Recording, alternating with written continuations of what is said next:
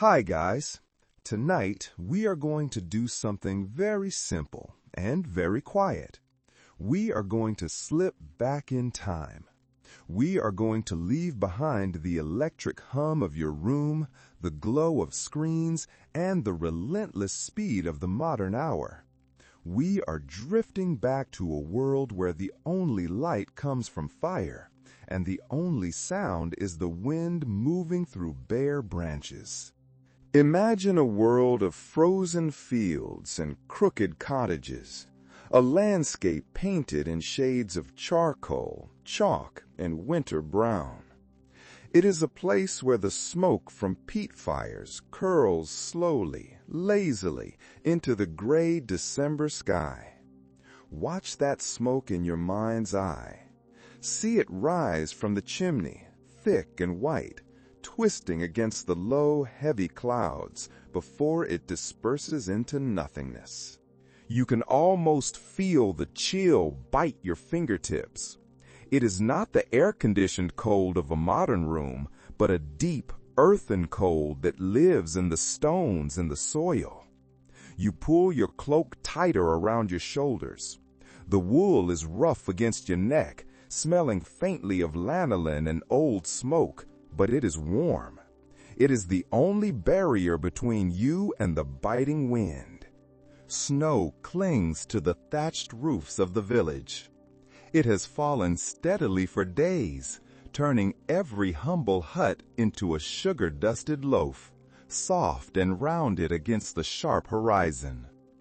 The icicles hanging from the eaves catch the faint, pale light, glittering like jagged teeth. The year is somewhere in the late Middle Ages. We are not concerned with exact dates tonight. It is long before the industrial engines roared to life. It is long before anyone ever dreamed of fairy lights, plastic Santas, or the frantic rush of commercial holidays. We are resting in a time when winter was simply winter, long, dark, and demanding. Out here, on the edge of the known world, Christmas means something far deeper and rougher than what we know today. It is not about buying or getting. It is about the fundamental human need to find light when the sun is gone. It smells of roasting meat, damp straw, and smoke-stained wool. It smells of survival.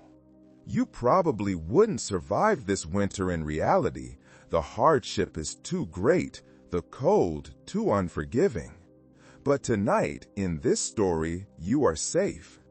Let's imagine you do survive. Let's imagine you are part of this quiet, frozen tapestry. So, before you get comfortable, take a moment to adjust your pillows. Let your body sink into the mattress. Close your eyes. Take a deep breath. Like the video and subscribe if you genuinely enjoy this slow journey into the past. And if you can, tell me in the comments where you are listening from and what time it is for you. But mostly, just listen. Now, dim the lights in your mind. Let the darkness of the room merge with the darkness of the medieval morning. The first breath of this morning is sharp enough to sting your lungs. It wakes you up, not with a jolt, but with a crisp clarity. You are standing at the edge of the village. You begin to trudge down a muddy lane. The ground is uneven, frozen into ruts and ridges by the frost. It crunches beneath your boots, the sound loud in the silence. Every step breaks the thin crust of ice that is formed over the puddles during the night. Crunch, step, crunch. The rhythm of your walking is the only music. To your left, chickens shuffle in their coops, their feathers fluffed up against the chill. They cluck softly, a sleepy, murmuring sound. To your right, in a low wooden barn, cows snort clouds of steam into the cold air. You can hear the heavy shifting of their bodies, the rustle of dry hay. The whole village hums with the low, sleepy rhythm of survival. It is not a busy silence, but a waiting one. The scent of burning oak and damp wool fills your lungs with every inhale. It is the perfume of the Middle Ages, wood smoke and animal warmth. It is nearly Christmas week. Though your leather boots leak, letting in the damp cold, there is a spark of warmth inside you, a whisper of excitement that sits in your chest. This is the one time of year when even the poorest souls, the ones who work the land from dawn to dusk, get to taste something close to joy. Look around you. The hamlet isn't much to the eyes of a modern traveler. It is a cluster of maybe 20 homes huddled together for protection against the wind. Each house is made of wattle and daub, woven sticks plastered over with a mixture of mud, clay, and straw. The walls are patched and uneven, bearing the scars of many winters. The thatch above is brown and thick, crawling with patches of green moss that are frozen solid. From the outside, they look like part of the earth itself, as if they grew out of the mud. Inside, the floors are dirt, packed down hard by generations of feet. It is simple, it is rough. Still, this is home. You duck your head to step through a low door into a single smoky room. The heat hits you instantly, a welcome, suffocating embrace.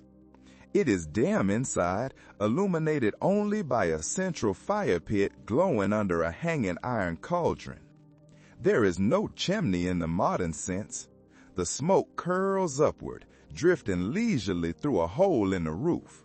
It hangs in the rafters, creating a haze that softens the edges of the room. On the wall, dried herbs hang in bundles: sage, rosemary, thyme. Beside them hangs a wooden rosary. It is a quiet balance between superstition and faith, between the healing power of the earth and the saving power of heaven. Outside, the world is half dead. The fields lie frozen under a skin of white frost. The furrows where the plow once turned the earth are now hard as stone. The last cabbages in the garden patches are drooping like green ghosts, their leaves limp and rimed with ice. Livestock huddle close for warmth, their breath mingling in a single cloud. Yet in this bleakness, something stirs. The villagers are cleaning, fixing, mending. A woman sweeps the dirt floor with a broom of birch twigs. A man sharpens a knife on a whetstone, the rhythmic shh-shh sound echoing softly. They are preparing because Christmas approaches. It is not a single day here. It is a season of permission. It is a pause in the endless, breaking grind of work. Soon there will be songs. Soon there will be ale, dark and sweet. Soon there will be laughter and maybe a little sin. You can sense it in the way everyone moves. They move faster now, with more purpose, more hope. It is as if even the oxen in the stalls understand that something holy is coming. You step back outside and watch the morning light creep over the fields. It is a pale, watery light, offering little heat but revealing the world in stark clarity. Children chase one another through the frost, their breath puffing out like tiny ghosts. They are bundled in layers of mismatched wool, looking like little round bundles of energy. The older ones carry logs on their shoulders, dragging them toward the Lord's manor for the great Yule fire. That log is more than just wood. In the minds of these people, it is protection. People believe it carries luck for the year ahead, especially if it burns all through the night without going out. Some will even save a charred piece of it to start next year's fire, a black talisman of continuity. Historians still argue whether this tradition came from pagan winter solstice rites or early Christian customs. Did it honor Thor or Christ? But standing here in the snow, watching the log drag a furrow through the ice, you realize it doesn't matter. It is sacred now. It is light against the dark. The sounds of the village rise slowly as the sun climbs. A dog barks in the distance, a sharp, staccato sound. An iron pot clangs against a stone. The bell at the small wooden church tolls once. It is a deep, resonant sound that vibrates in your chest, a reminder that even joy requires prayer. Across the way, you spot the reeve. He is part mayor, part enforcer, a man who stands between the peasants and the Lord. He is counting bundles of firewood owed to the manor. He looks cold and miserable, blowing on his hands, yet proud of his station. Everyone owes something, even in celebration. But today, no one minds the reeve. The air smells of promise. You wander past the smithy. The blacksmith hammers a red-hot horseshoe, the metal glowing angry and bright in the dim workshop. Sparks leap like orange fireflies, vanishing before they hit the ground. Clang, clang, clang. The sound is the heartbeat of the morning. He pauses long enough to grin at you, his face smeared with soot. "Soon be Yule, eh?" he mutters. His voice cracks with smoke and ale. He has a small sprig of holly pinned to his tunic. It is a tiny detail, but it tells you everything. Even the toughest men, the ones who wrestle iron and fire, allow themselves a touch of decoration this week. But before the feast, there must be the fast. We must go back a few days, deep into the heart of Advent. You wake before dawn on a Tuesday. It hardly feels like morning. It feels like the middle of the night. The darkness inside the cottage is absolute, save for the faint red glow of the embers in the central hearth. The sky outside is still the color of soot. The cold has found its way inside while you slept. It is a physical presence, sitting on your chest, biting harder than before. You can see your own breath in the room, a faint gray plume. A rooster cries somewhere beyond the cottages, its voice cracking in the frost, sounding as miserable as you feel. This is the season of Advent. In the modern world, this is a time of chocolate calendars and shopping lists. But here, it is the waiting time. It is the season of holding back. Every villager feels its slow, hungry pull. You sit up on your pallet. The straw mattress rustles beneath you. You reach for your cloak, pulling the heavy, scratchy wool close around your body. You step into your boots, the leather stiff and cold against your feet. You push open the door and step outside. The air tastes sharp, almost metallic. It tastes of iron and ice. Each breath you take sends a ghost of vapor into the dark. The silence is profound. There is no wind this morning, just a stillness that feels like the world is holding its breath. Then the church bell rings. Dong, just once. It is a dull note that rolls across the frozen fields, absorbed by the snow. It is not a summons for work. It is a summons for prayer. The priest believes that every soul must prepare for Christmas with quiet thought and an empty stomach. He says that to truly understand the feast, one must first understand the famine. And so, you have been fasting. You have been fasting for weeks, as all must. It is not a complete starvation, but a reduction. No meat, No animal fat, small portions. Your belly grumbles its protests, a low, gnawing ache that never quite goes away. Advent is supposed to teach patience, humility, and faith. That is what the church says. But standing here in the pre-dawn gray, to you it feels mostly like cold fingers and thin broth. It feels like weakness in your knees when you lift a heavy bucket. It feels like dizziness when you stand up too fast. Even so, there is a strange comfort in the shared hunger. You look down the lane and see others emerging from their homes, shapes wrapped in gray and brown wool. Everyone around you looks the same. They are lean, their faces drawn tight against the cold. They look tired, but they also look hopeful. By day, they work in the same icy fields, hacking at the frozen ground. By night, they kneel in the same dim chapel, whispering prayers into the cold. You join the procession of shadows moving toward the church. Inside the little church, the atmosphere shifts. It is warmer here, though only slightly.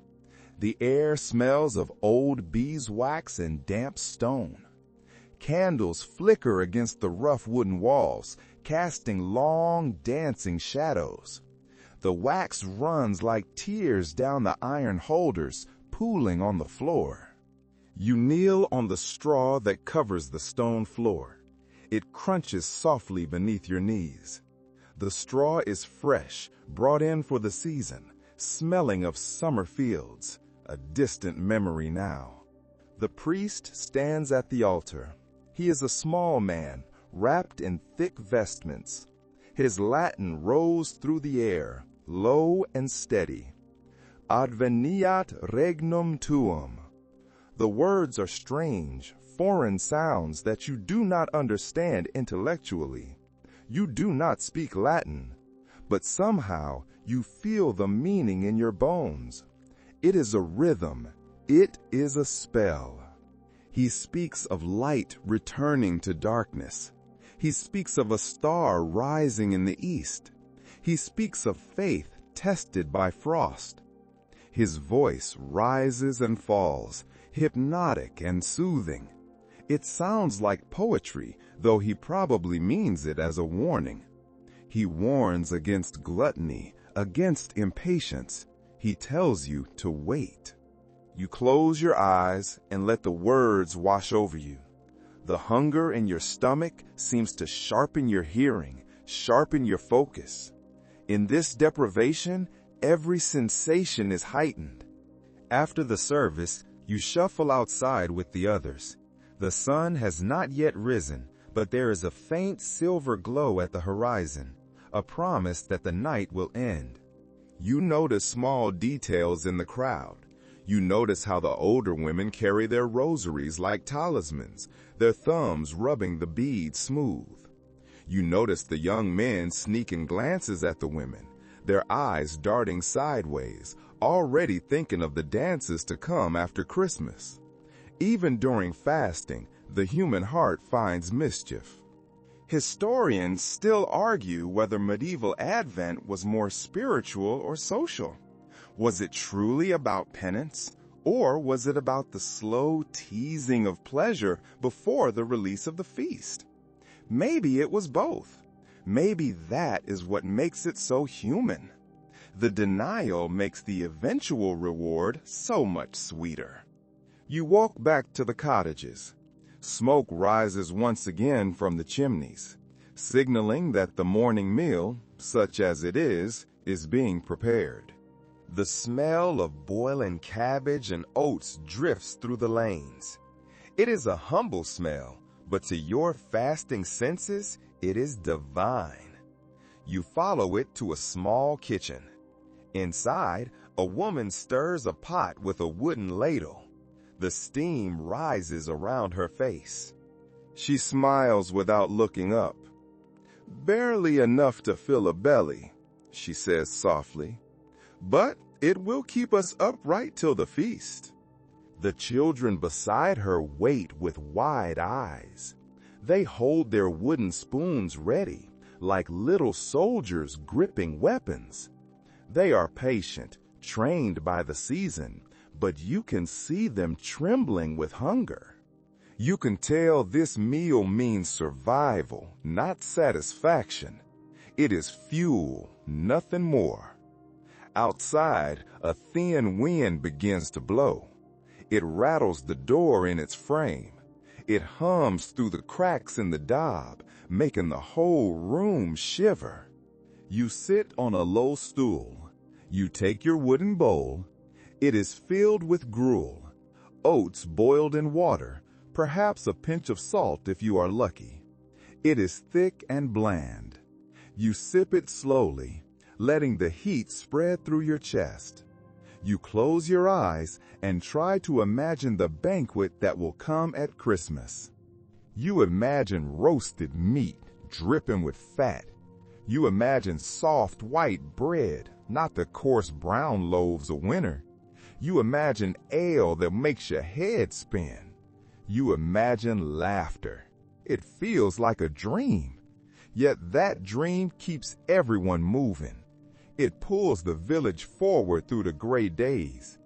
It is strange how hope can taste better than food. In the afternoons, the village slows down. The frantic harvest is long over. The planting is months away. There is little work to do now that the fields sleep under the frost. This idleness is rare. The medieval peasant lives a life of constant labor. But Advent forces a pause. Some men mend tools, sitting by the fire, sharpening scythes for a spring that feels like a lifetime away. The sound of stone on metal is rhythmic, meditative. Others patch their roofs, stuffing fresh straw into the gaps where the wind whistles through. Some carve small toys from scraps of wood, a horse, a bird, a doll. The women weave and spin. The spinning wheel hums, a low drone that underpins the conversation. They hum hymns that sound older than the church itself. The melodies are minor key, haunting and repetitive. Occasionally, someone tells a story. They speak of miracles. They tell of saints who healed the blind with a touch. They tell of shepherds in the hills who saw angels descend from the sky like falling stars. But not all stories are holy. A few still whisper of things less Christian. They speak of fairies that hide in the winter woods, waiting to trick the unwary. They speak of spirits that visit cold hearths to warm themselves. They speak of the wild hunt riding across the stormy sky. The priest disapproves, of course. He calls it superstition. He calls it pagan nonsense. But he cannot stop the old beliefs from flickering like embers beneath the new faith. The people hold both in their hearts, the cross and the oak. One evening, the priest himself visits the cottages. He carries a small lantern, the flame protected by a hornpane. He speaks softly about repentance. He sits by the fire, his shadow long on the wall. He tells each family to keep their hearts pure. He tells them to confess their sins before the holy day arrives. Wash your souls as you wash your floors, he says. He is gentle but watchful. His breath steams in the lamplight as he speaks. When he leaves, the room feels quieter, heavier. The weight of holiness presses down. Yet, as soon as his footsteps fade into the snow, someone chuckles and breaks the silence. "Pure hearts, eh?" a man says, grinning.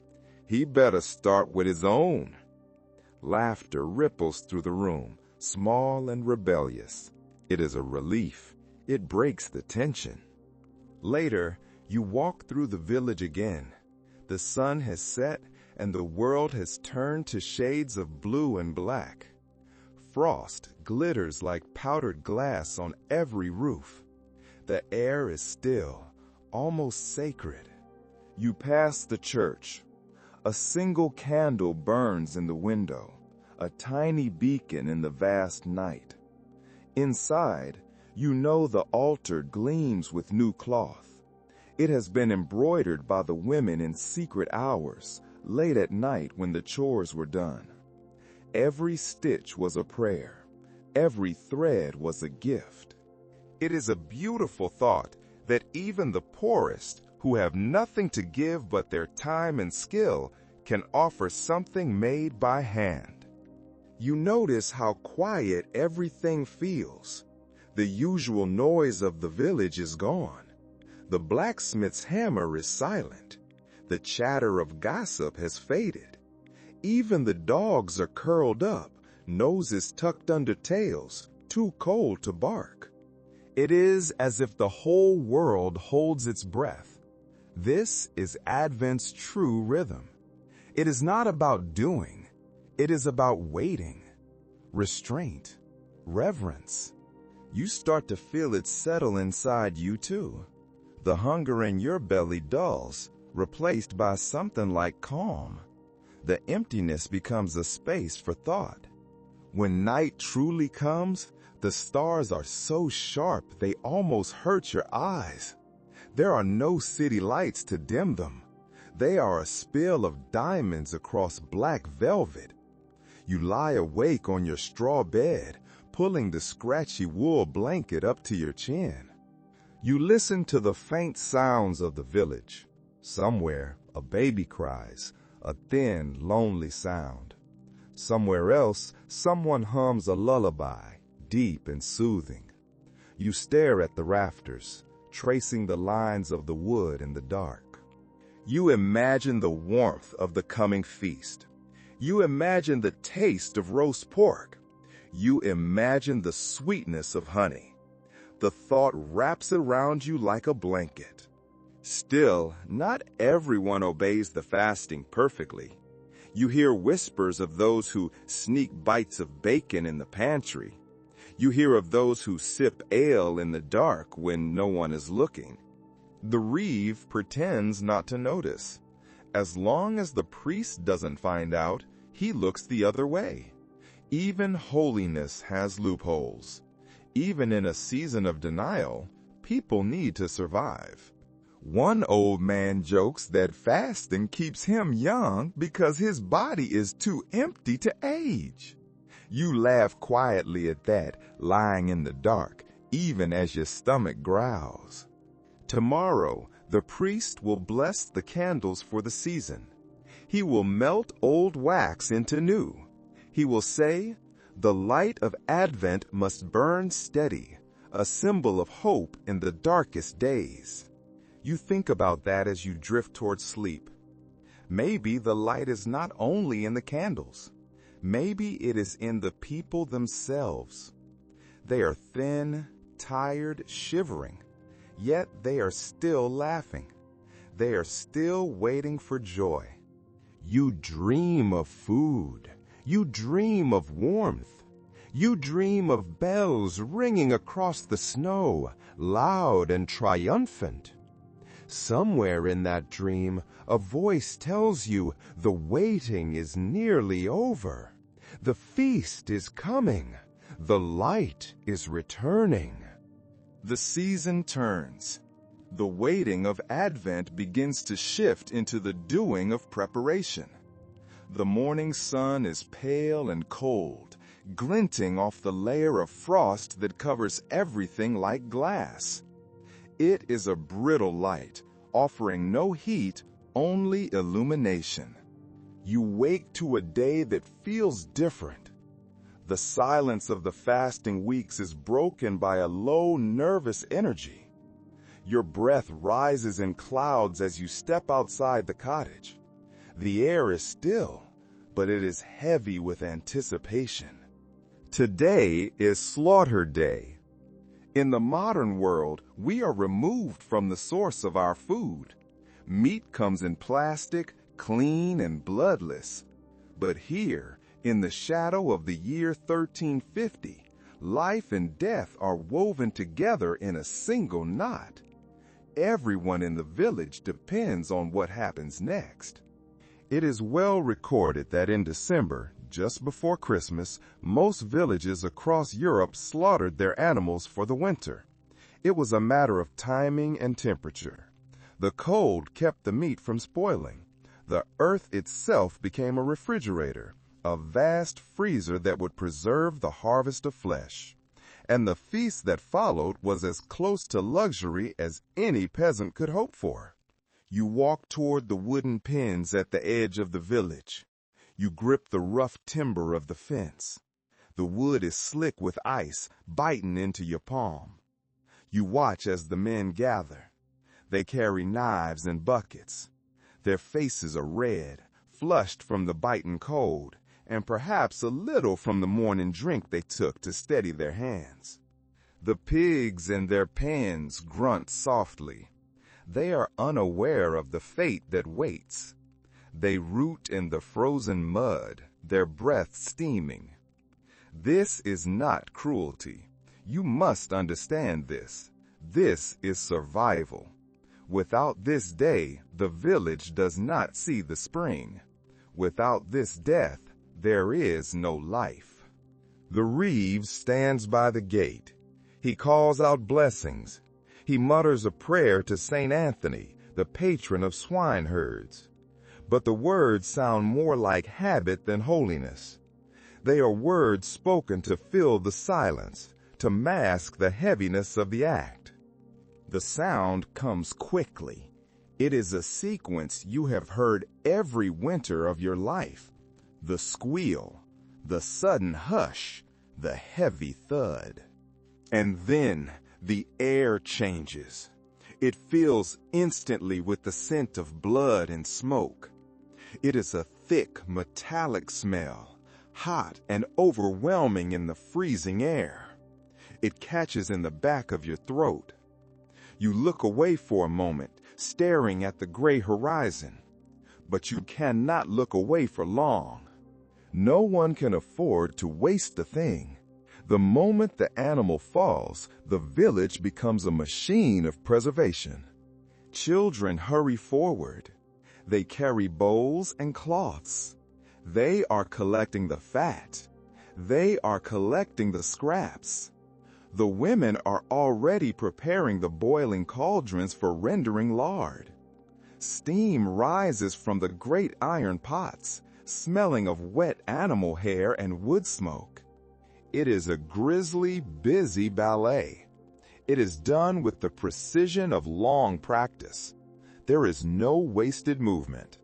Everyone has a job. Everyone knows their place. One curious little detail about this ritual catches your eye. You watch an old woman dip her finger into a bowl of fresh blood. She walks to the door of her cottage. With a slow, deliberate movement, she smears a single red drop on the threshold. She believes it will keep away illness through the dark months. It sounds macabre now, strange to our modern ears. But to them, it was protection. The blood marked the home as alive.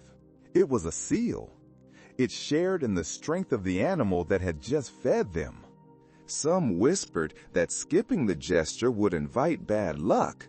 They said it would invite famine to knock on the door.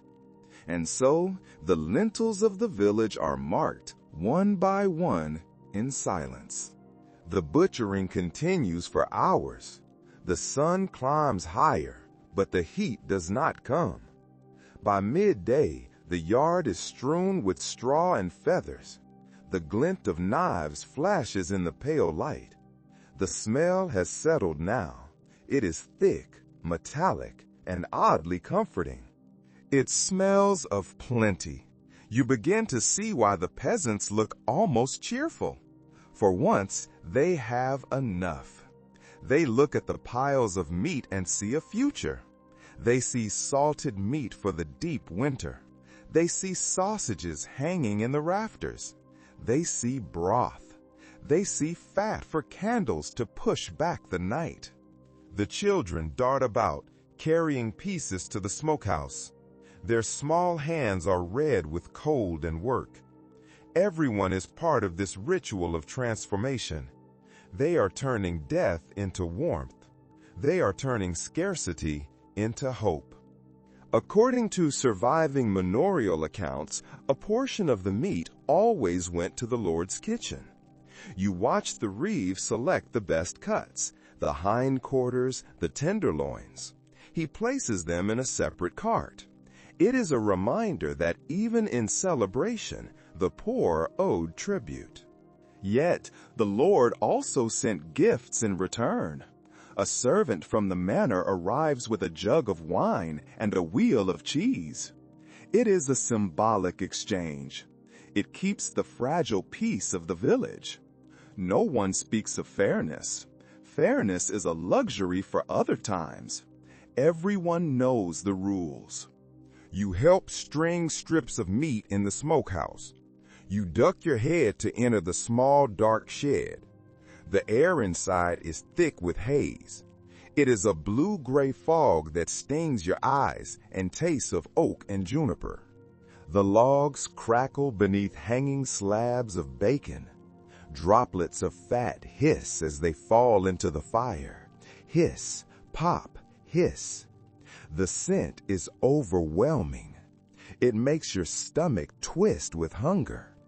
It has been so long since you smelled rich, cooking meat. Someone hands you a slice of freshly cooked liver. It is still sizzling from the fire. You take it without hesitation. You blow on it, the steam rising around your face. You take a bite. It is salty. It is smoky. It is unbelievably rich. The flavor explodes in your mouth, coating your tongue in fat and warmth.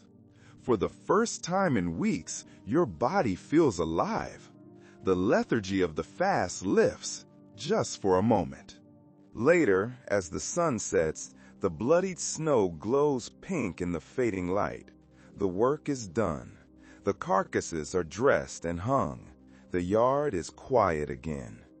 The men wash their hands in buckets of icy water. The water turns pink as they scrub. They are laughing now. They pour the last of the ale into wooden cups. One man, already unsteady on his feet, raises his drink. "To the pig who feeds us all," he shouts. Laughter erupts around him. "You drink too," they cry. Though the ale tastes like bitter bread, it burns pleasantly as it goes down. It warms you from the inside out. No one wastes the remains. In this world, waste is a sin. The hide will be scraped and dried for shoes. The bones will be boiled until they are soft, making broth for the sick. The fat will be turned into soap and candles. Even the bladder finds a purpose. You see a man tying off the pig's bladder.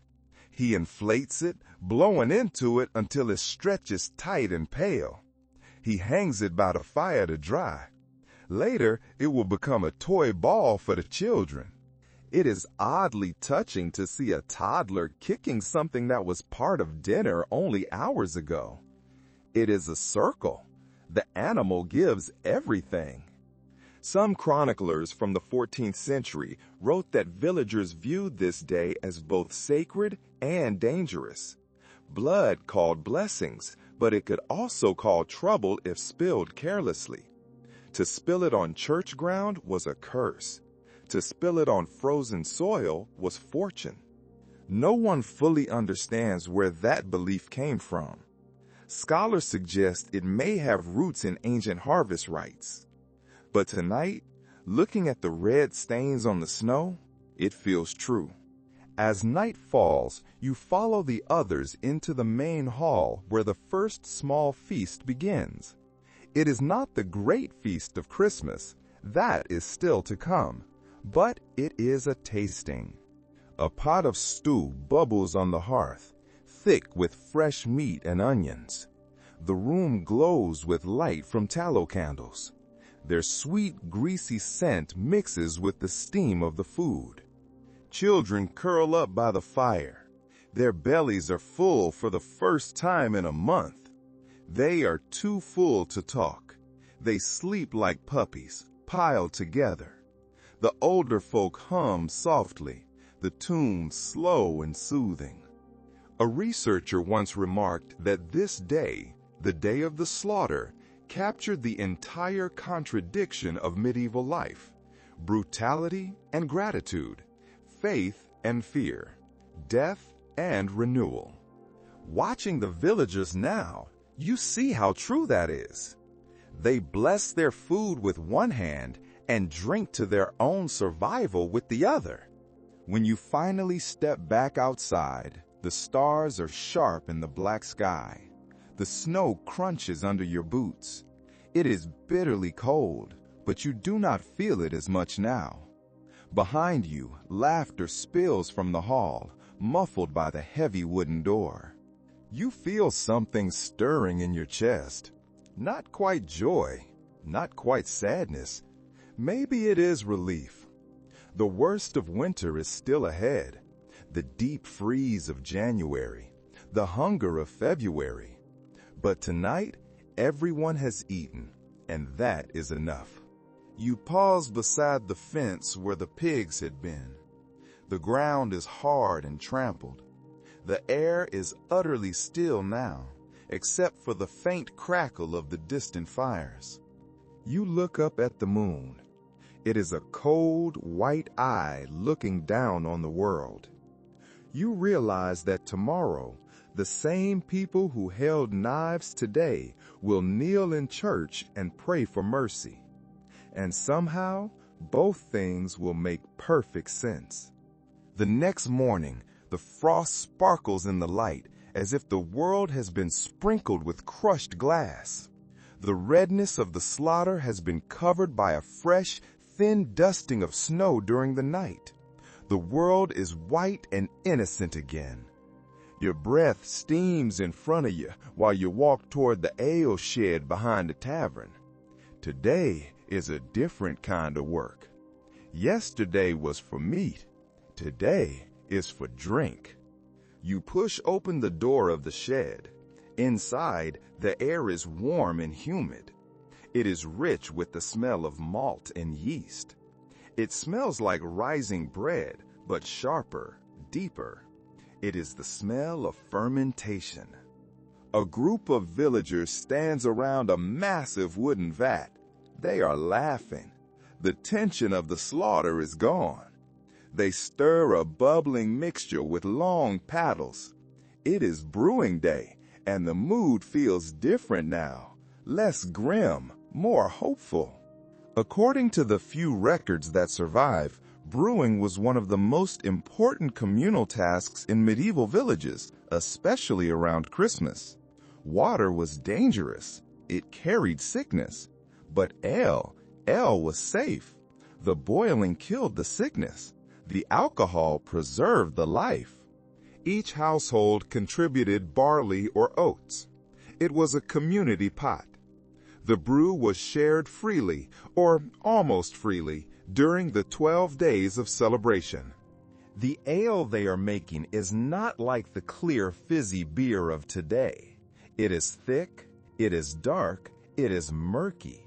It is often sweet, flavored with honey or herbs instead of hops. For peasants, it was both drink and food. It was liquid bread. It was a safe replacement for water and a source of strength in the cold. You watch as a woman named Agnes tosses dried rosemary into the vat. She is the village alewife, a woman with strong arms and a face reddened by the steam. "Keeps the evil spirits out," she says with a grin. You are not sure whether she means it seriously, but no one argues. In a world where sickness and misfortune seem to have minds of their own, why risk it? A sprig of rosemary is a small price to pay for safety. One curious little habit catches your attention. Before she begins stirring, Agnes takes her knife and carves a small cross into the wooden stirring paddle. She believes that will make the ale stronger. She believes it will keep it from souring. The mixture bubbles and steams. Bloop, bloop. The sound is thick and heavy. The smell is intoxicating, sharp and earthy. The men taste it with wooden spoons, dipping them into the hot wort. They hum in approval. It is sweet, cloying, and potent. Children gather near the door. They pretend to help, fetching wood for the fire, but mostly they are hoping for a sip. A few will get one. By the end of the day, nearly everyone will be slightly tipsy, and no one will think that strange. Most accounts from the period suggest that alewives, women who brewed and sold ale, were central figures in village life. They were businesswomen in a world that rarely allowed women much independence. The church tolerated them, but only just. Too much profit or too much laughter, and the priest would accuse them of vanity or sin. Some historians can't quite agree on whether these women were seen as respected providers or suspicious figures walking too close to witchcraft. Brewing was a kind of magic after all. You take grain and water, and with time and heat, you turn it into spirit. The process is slow. It takes patience. Barley must soak, boil, and cool before it is strained. You help carry heavy buckets of water from the well. Your arms ache with the weight. Each bucket steams in the freezing air, sloshing over the rim and freezing instantly on your boots.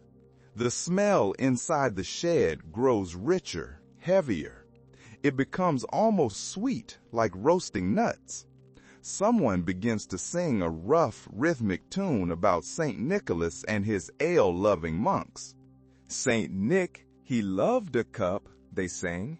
He drank it down and filled it up. Soon everyone joins in, stamping their boots to the beat. It isn't a hymn exactly, but it feels like one. It is a hymn to comfort. Inside the tavern nearby, the first barrels from last week's brew are already being tapped. The floor is packed with villagers. Smoke from the fire rolls across the beams, creating a low ceiling of gray haze. The laughter bounces off the walls. A fiddler plays in the corner, his fingers red from cold. He plays a jig, fast and repetitive. You find yourself swaying to the rhythm, the warmth of the ale spreading through your chest.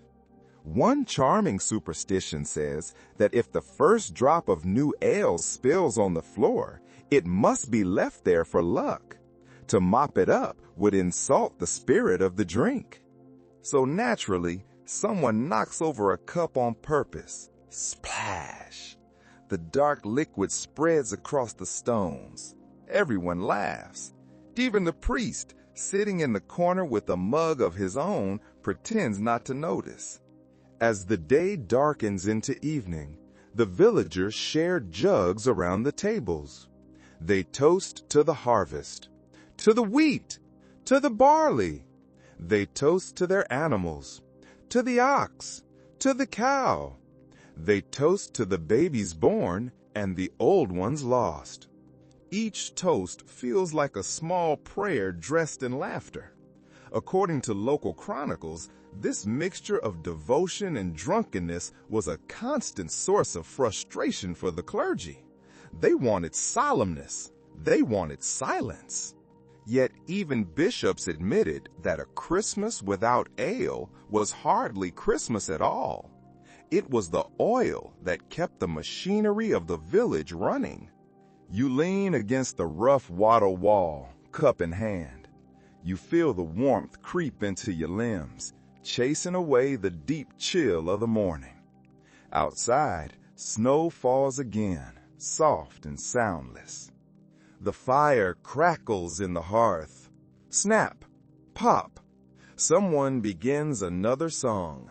This one is slower. It is about a sailor who trades his soul for a barrel of beer. It is a sad song, but sung with a smile. The crowd joins in on the chorus, voices rough but joyful. Toward the end of the night, a young boy climbs onto a stool. He declares himself Lord of the Ale. He is wearing a crown made of straw and holly, lopsided on his head. The room bursts into applause. He waves a wooden spoon like a scepter. He orders everyone to drink more, and they obey him. They obey him half in jest, half in gratitude for the excuse. The reeve laughs and pretends to kneel. "Your Majesty," he mocks. It is harmless misrule, a little taste of rebellion before returning to the grind of daily life. You sip the last of your ale. It is dregs now, thick with sediment, but you drink it anyway. You feel a pleasant fog settle over your mind.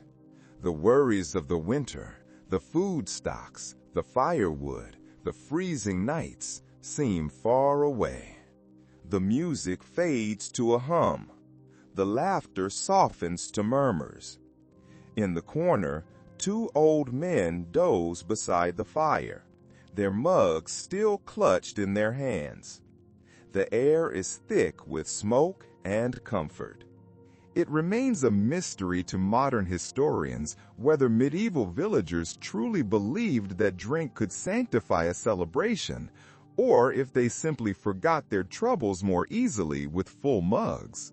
Either way, ale has become the pulse of the season. It is a humble alchemy that turns grain, water, and patience into joy. When you step outside at last, the cold air hits your face like a splash of water. It wakes you up. The snow glows pale under the moonlight. Somewhere nearby, you hear someone still singing, their voice echoing through the stillness. The world feels softer now. The sharp edges of survival have been dulled by the drink and the company. You smile, pulling your cloak tighter. You make your way home through the glittering frost. The warmth lingers in your belly long after the tavern lights fade behind you. You are ready for the days to come. You are ready for the green. The frost has deepened overnight. The world has moved from the bloody warmth of the slaughter and the humid haze of the brewing shed into a crystalline silence. The snow clings to every branch and shutter, freezing hard against the wood. It is a white armor that encases the village. Yet, despite the cold, the village feels more alive than it did a week ago. The air has changed. It no longer smells only of wood smoke and old mud. It smells of something sharp, something clean, something wild. It smells of pine resin and damp earth. This is the time when you and your neighbors begin to bring the forest indoors. The world outside may be asleep under snow, a landscape of dormant grays and whites. But inside each home, green life creeps back in. You step out into the gray light of the afternoon. The sky is a flat, unmoving sheet of slate. The woods bordering the village stand silent, their skeletal branches reaching into the mist like fingers grasping for a heat that isn't there. But amongst the browns and grays, there are flashes of defiant green. You are going to the woods. You pull your gloves on, rough leather that has stiffened in the cold. You walk toward the tree line. Your boots break through the crust of snow with a satisfying crunch. Crunch, crack, step. You are here to gather the green. It is an ancient impulse, one that predates the stone cross in the village square. According to surviving parish records, villages in England, France and Germany all decorated their cottages with evergreens during this season, long before such things became symbols of modern Christmas trees. The greenery served a purpose. It reminded everyone that life could outlast winter. It was a visual promise that the sap still ran, deep beneath the bark, even when the world looked dead. You reach a thicket of holly. The leaves are dark, glossy, and spiked. They look like armor. You take your knife, a small iron blade with a wooden handle, and you begin to cut. The stems are tough. They resist the blade. You have to saw at them gently. When the branch finally gives way, you feel the weight of it in your hand.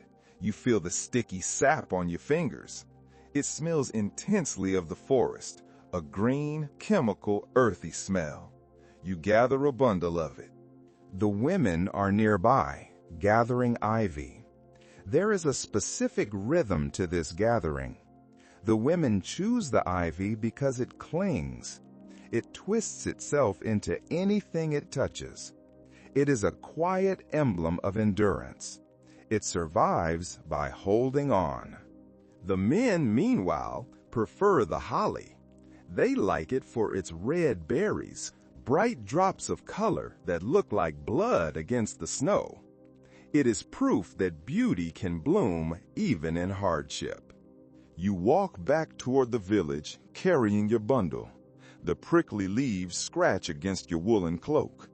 These leaves serve a practical purpose too. Hanging over doorways, they are said to keep out wandering spirits, or so the stories go. The sharp points form a barrier, a hedge of thorns to protect the warmth inside. One curious little custom you notice is a strict balance of gender. The holly brought in by a man must be matched with ivy brought in by a woman. If the balance is off, if there is too much holly or too much ivy, the villagers whisper that the coming year will tilt toward misfortune. It is a small superstition. It seems silly in the daylight, but in a world where balance means survival, no one takes the risk. You step into one of the cottages to help hang the garlands. You duck your head under the low lintel. Inside, the heat of the hearth wraps around you like a heavy, suffocating blanket.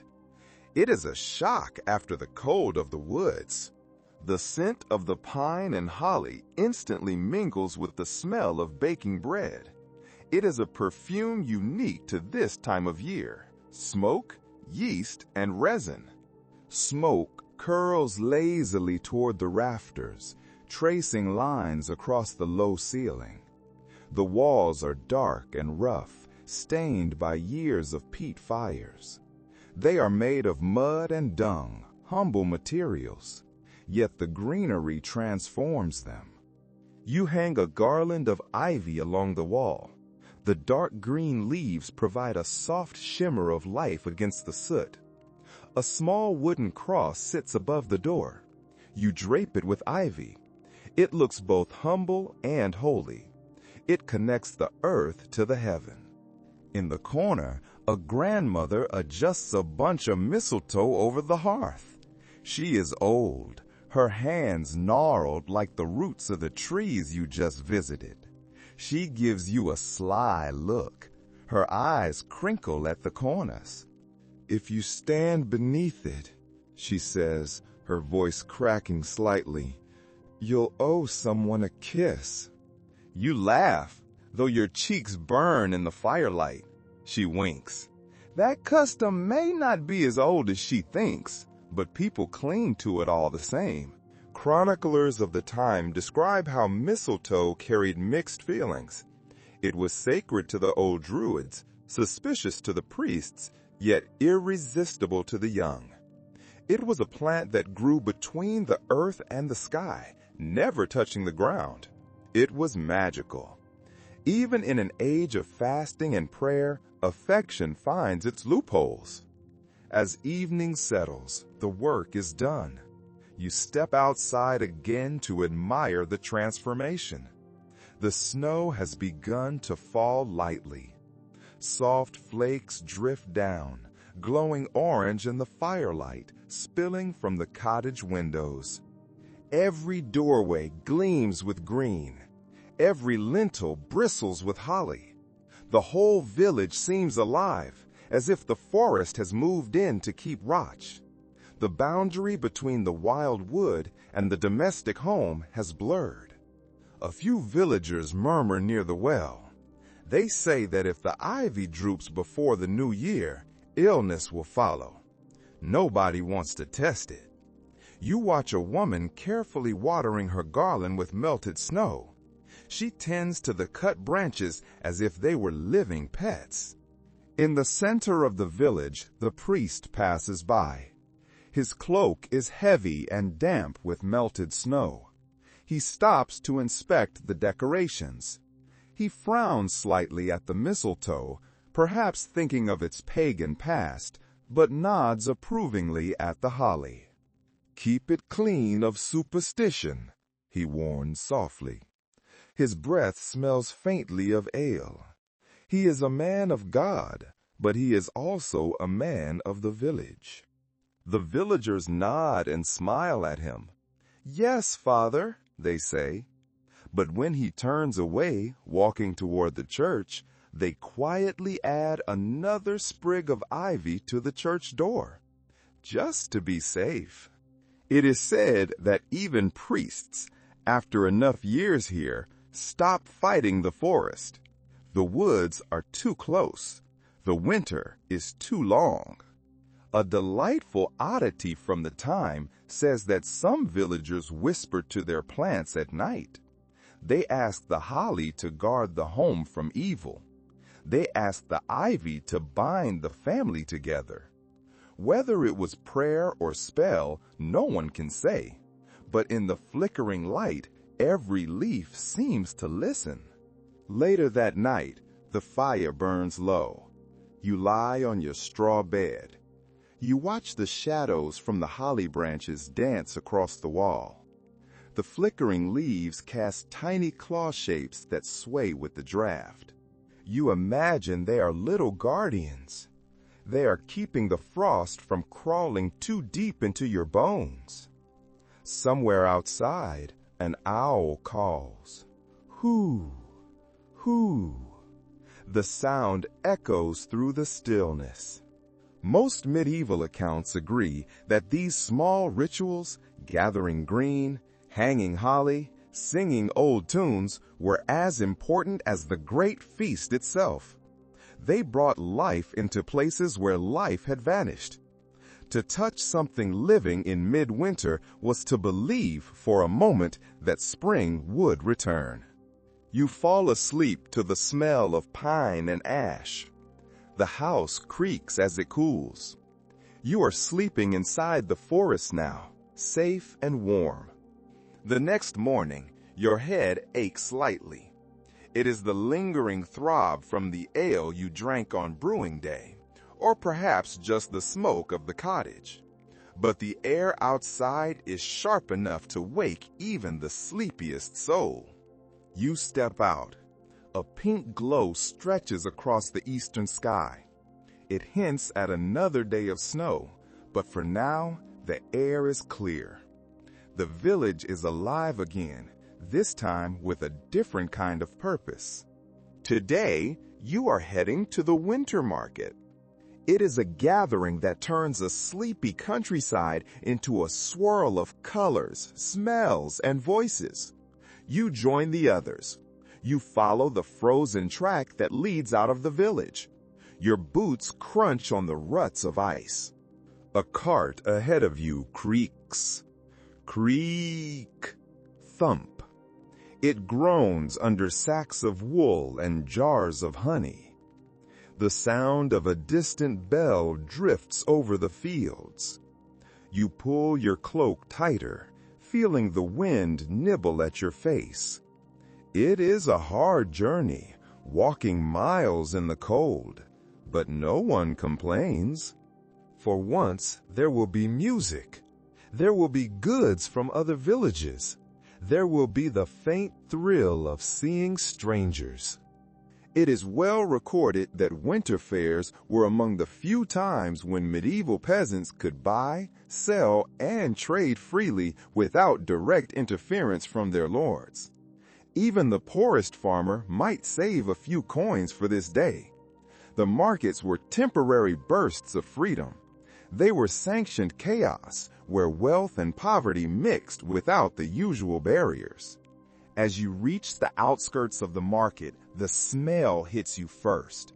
It is a wall of scent: wood smoke, roasting chestnuts, animal dung, freshly baked bread, unwashed bodies, damp wool. It is overwhelming, but in a good way. It smells of humanity. Then the noise swells. Traders shouting prices. Wool, fine wool. Sausages, hot sausages. Goats bleating, children laughing, and somewhere the rhythmic beat of a drum. Boom, boom, boom. Stalls line the square. They are makeshift structures, wooden poles supporting roofs that sag under the frost. Lanterns sway in the breeze, painting the scene in shifting gold and shadow. You pause to take it all in. Your eyes dart from one wonder to the next. There is a butcher selling sausages still steaming in the cold. The fat glistens. A woman from a nearby village offers bright ribbons dyed with berries. They are flashes of crimson and indigo against the gray day. A monk peddles charms and relics. He holds up a small piece of bone in a glass vial. Saint's bone, he claims, cures the toothache. Some are real, some perhaps not. One curious little detail from old fair records mentions that even priests occasionally joined the bustle, selling indulgences or holy tokens to fund church repairs. Nobody seemed to mind the hypocrisy too much. It was just business. A group of jugglers performs near the well. They toss wooden clubs into the air. Flip, flip, catch. The crowd cheers. Beside them, a fiddler scrapes a lively tune. It is fast and screechy, but infectious. A few brave souls dance despite the cold, their heavy boots thumping on the frozen ground. You find yourself smiling. The rhythm tugs at your feet. A child runs past you. He is clutching a stick of hardened sugar. It is rare. It is expensive. He licks it like it is treasure. You can almost taste the sweetness in the air. At one corner of the square, a merchant displays spices from faraway lands. This is the most magical stall of all. He has small sacks open to the air. Nutmeg, cinnamon, cloves. The scent is intoxicating. It cuts through the smell of the pigs and the smoke. It smells of heat. It smells of the desert. You can hardly believe such things exist, let alone find their way here. Straight from Venice, the merchant insists. He leans forward, his eyes gleaming.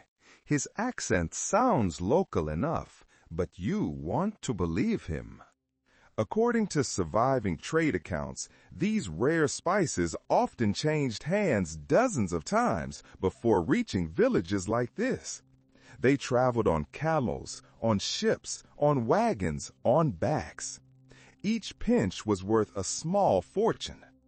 You breathe in the smell, letting it fill your lungs. It is free to smell. Nearby, a fortune teller in a patched cloak reads palms for a penny.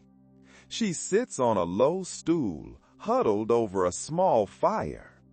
Your luck rises with the snow, she tells a farmer. Her eyes are bright under the shadow of her hood.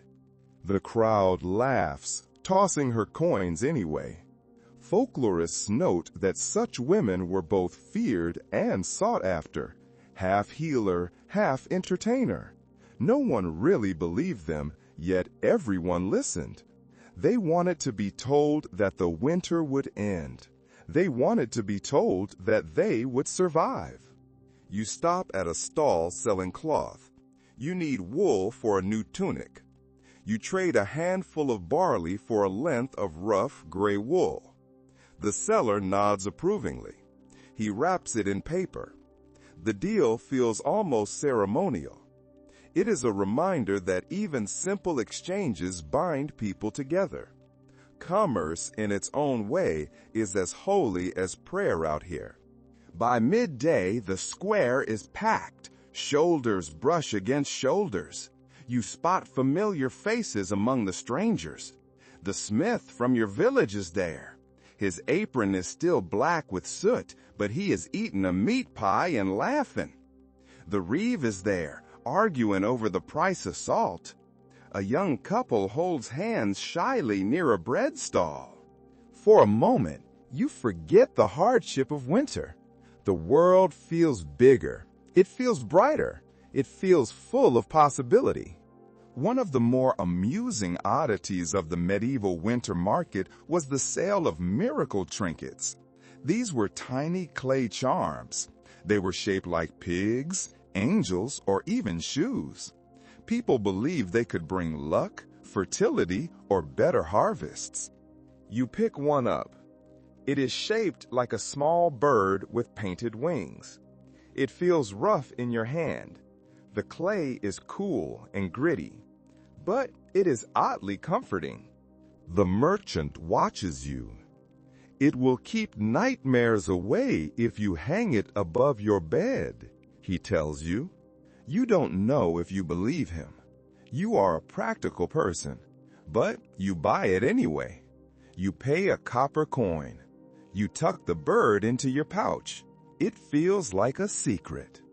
As the afternoon fades, snow begins to fall again. It drifts gently through the lantern light, softening the edges of the market. The noise dampens. The air fills with music and laughter. Somewhere, a storyteller begins reciting a tale. He stands on a crate, his voice booming. He tells a story about Saint Martin and his enchanted horse. The crowd gathers close, faces glowing in the firelight. You listen. You let the rhythm of his voice carry you. Once upon a time, in the deep snow. Scholars today still puzzle over whether these winter fairs were more about trade or about preserving community spirit through shared imagination. Perhaps both were true. When the story ends, people cheer. They toss a few coins, and then, slowly, the market begins to dissolve. People begin their journey home. The stalls are packed up. The fires are doused. You wrap your new cloth tight around your shoulders. You follow the others through the darkening lane. The snow crunches softly beneath your boots. Ahead, the village glows with firelight. Its smoke rises into the violet sky. As you walk, you think about how fragile and beautiful this little world is. A handful of cottages, a few animals, a patch of frozen ground. And yet, in these short days, it feels enough. The fair might vanish by dawn. The laughter will fade. But for now, everyone carries home a little spark of warmth, tucked away like a secret ember. You glance down at your pouch. You feel the shape of the small clay bird through the leather. Its wings are chipped, but its shape is sure. You smile. You feel the faintest flutter of hope. Tomorrow, life will return to its usual rhythm. The cold will return. The hunger might return. But tonight, the memory of the market hums softly in your mind, like the last note of a song that refuses to fade. Dawn creeps softly across the village the next morning. It is a pale, hesitant light, seeping through the low, heavy clouds like water through gray wool. The air feels heavy today. It carries the quiet hum of something sacred, a vibration that you can feel in the ground beneath your boots. The night of laughter and misrule has not happened yet. That is for the days to come. The market is gone. The holly is hung. Now there is only the waiting. The stillness of Advent has reached its peak. The night of laughter and misrule is over, replaced by the still anticipation of Christmas Eve. You can hear the church bell tolling in the distance. Dong, dong. Its deep voice rolls through the frosted fields, vibrating against the frozen earth. The villagers emerge from their cottages. They are bleary-eyed, perhaps from the cold, perhaps from the long weeks of work. But they are solemn now. They begin to prepare for midnight mass. You walk the familiar path to the church. Your boots crunch on the thin crust of ice that is formed over the mud. The sound is loud in the quiet morning. Crunch, step, crunch. Your breath rises like smoke in the cold, a white plume that marks your existence in the gray world. The small stone building waits at the edge of the woods. Its roof is dusted with snow, looking soft and heavy. Its windows flicker faintly with candlelight, glowing orange against the blue-gray of the dawn. You push open the creaking door. The heavy wood groans on its iron hinges. You step inside. The smell hits you first. It is not the smell of the barn or the cottage. It is the scent of beeswax and incense. It drifts through the air, sweet, smoky, and ancient. It is a smell that belongs only to this place. The sound of low voices praying reaches you before the door even closes behind you with a quiet thud that seals out the winter. Most medieval accounts agree that this night was the true heart of Christmas. It was the moment when the waiting ended. It was when even the poorest souls gathered under one roof to remember a story that had outlived kings and kingdoms. No matter how weary they were from the harvest and the frost, no matter how hungry they were from the fast, the villagers came. They are wrapped in rough wool and faith, huddled together for warmth as much as for worship. The floor is covered in rushes and pine branches. They are soft underfoot, cushioning your steps. They are fragrant, releasing the sharp scent of the forest every time someone shifts their weight. The church is dim. It is not like the bright electric-lit churches of the future. It is a cave of shadows, except for the candles along the altar. Their flames dance like tiny stars, casting long, flickering shadows that stretch up the stone walls. You take a seat on a low wooden bench, or perhaps you kneel on the rushes. You are beside a woman clutching her infant. Her face is illuminated by the glow of the candles, looking tired but peaceful. The priest stands before the congregation. He is dressed in his finest vestments, though they are old and worn at the hems. His voice is deep but tender as he begins the Mass. He speaks of light entering darkness. He speaks of hope reborn in the coldest hour of the year. He speaks Latin, the language of Rome, the language of eternity.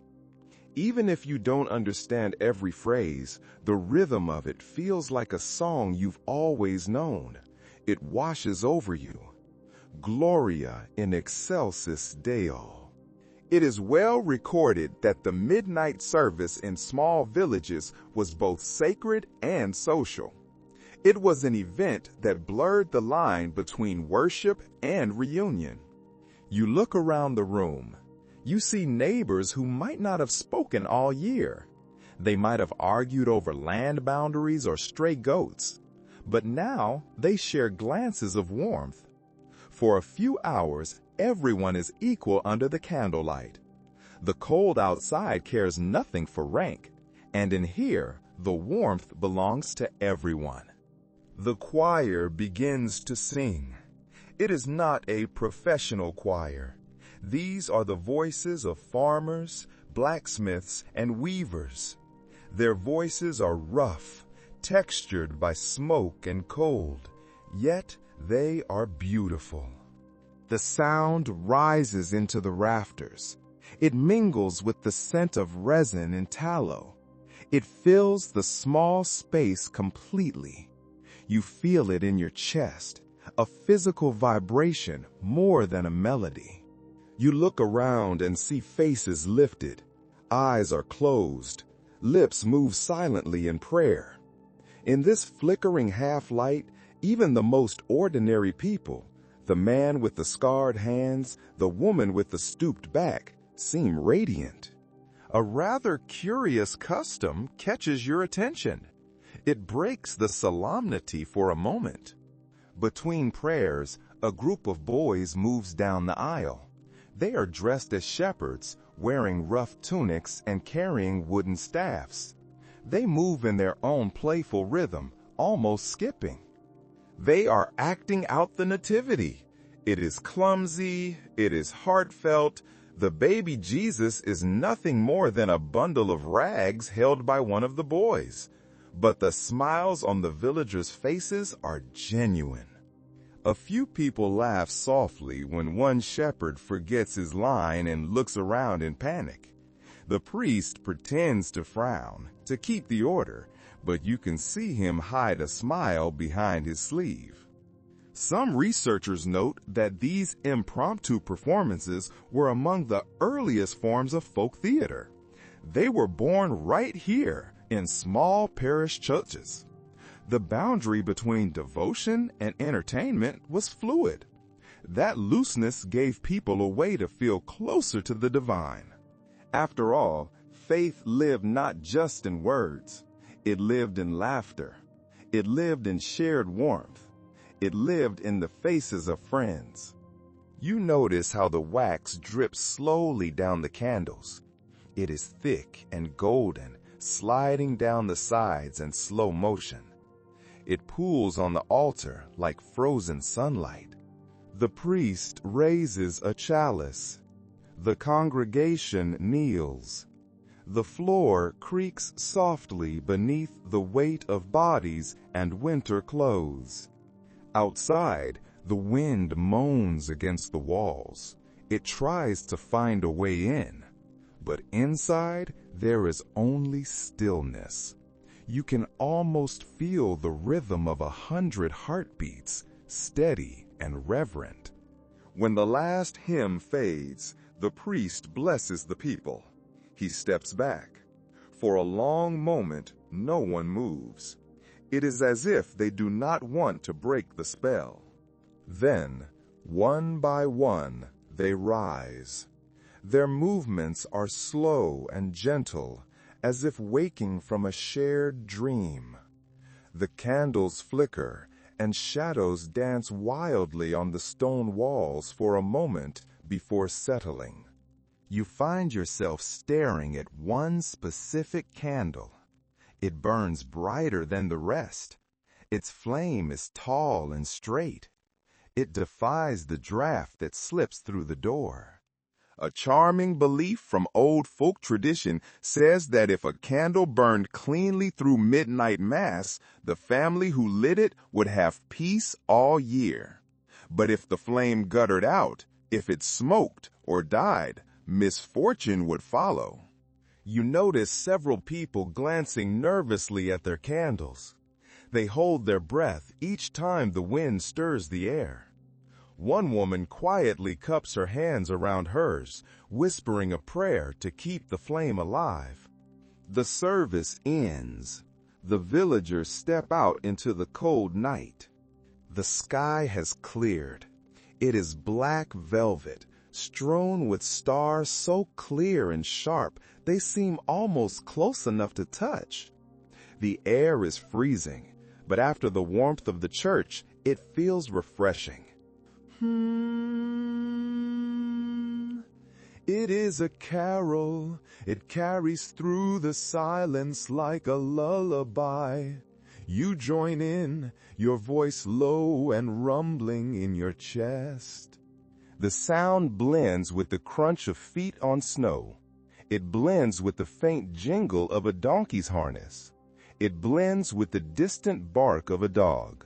Nobody is entirely sure when the first Christmas carols truly began, though some chroniclers credit the 12th century. But what matters here is that the music endures. It turns the night into something tender and infinite. As you walk back to the village, your fingers ache from the cold. The numbness creeps back in, but your heart feels lighter. You think of the shepherd boys and their crooked staffs. You think of the candle that refused to die. You think of the faces glowing like embers in the half-dark. The world outside might be frozen. The ground might be hard as iron, but inside, something new has been kindled. When you reach your cottage, the fire has burned low. It has left only red coals pulsing in the dark. You stir them gently. You watch the sparks rise up the chimney. The room smells faintly of pine and smoke. You sit on your straw bed. You listen to the faint echo of the church bell far away. Its rhythm slows. It gets softer each time, until it fades completely. The village sleeps. The stars hold steady. And in the hush that follows, you feel the quiet joy of being alive in the very heart of winter. You sleep deeply. You dream of warmth. When you wake, the light is different. By the time the first pale light of Christmas morning spreads across the horizon, the village already stirs. It is not the slow, groggy stirring of a workday. It is urgent. It is happy. The smell hits you before you even open your eyes. The smell of roasting meat drifts through the frosty air, thick and inviting. It seeps through the thatch. It finds its way through the cracks in the door.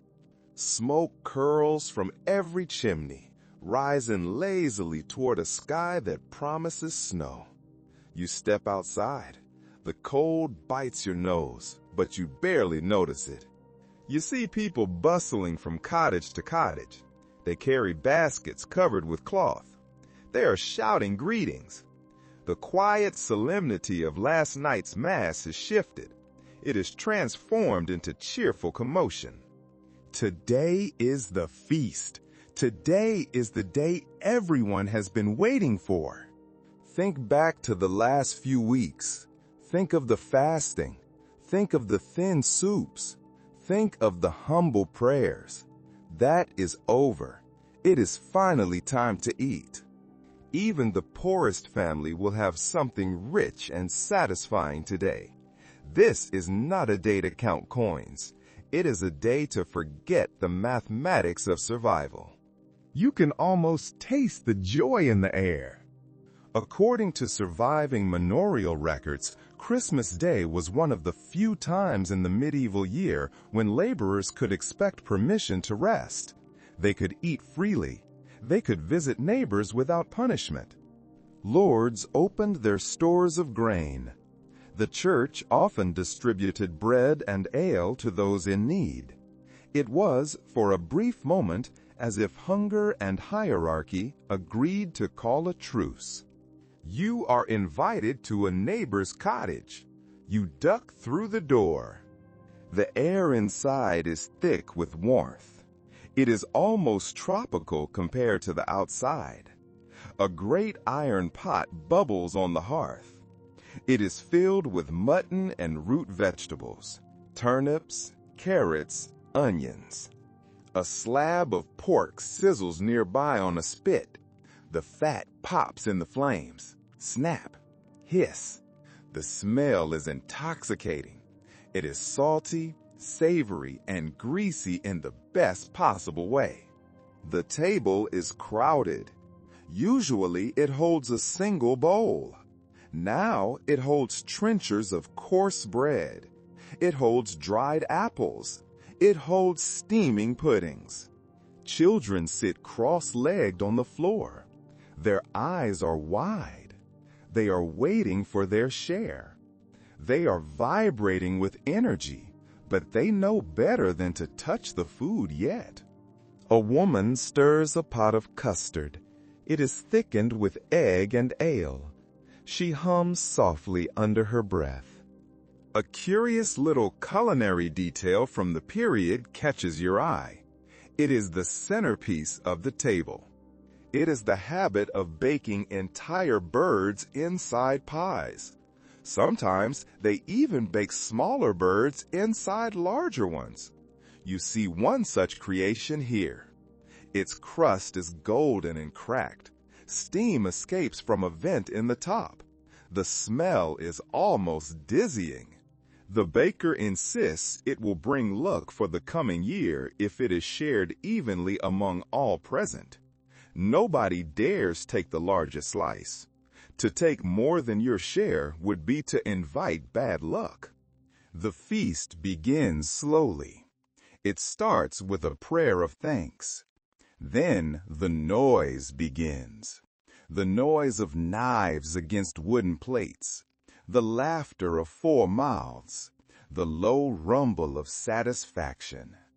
You tear a piece of bread. You dip it in the broth. You taste the deep, smoky richness of the meat. It coats your mouth. It warms your stomach instantly.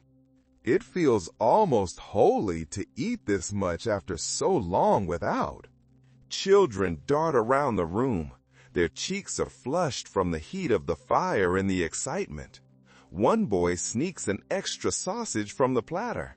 He earns a mock scolding from his mother, but her eyes are smiling. The room smells of pepper and smoke. Everywhere you look, faces are glowing. For a moment, you forget the reality. You forget that most of these people will go hungry again by spring. You forget the hard freeze of February. For now, everyone is rich.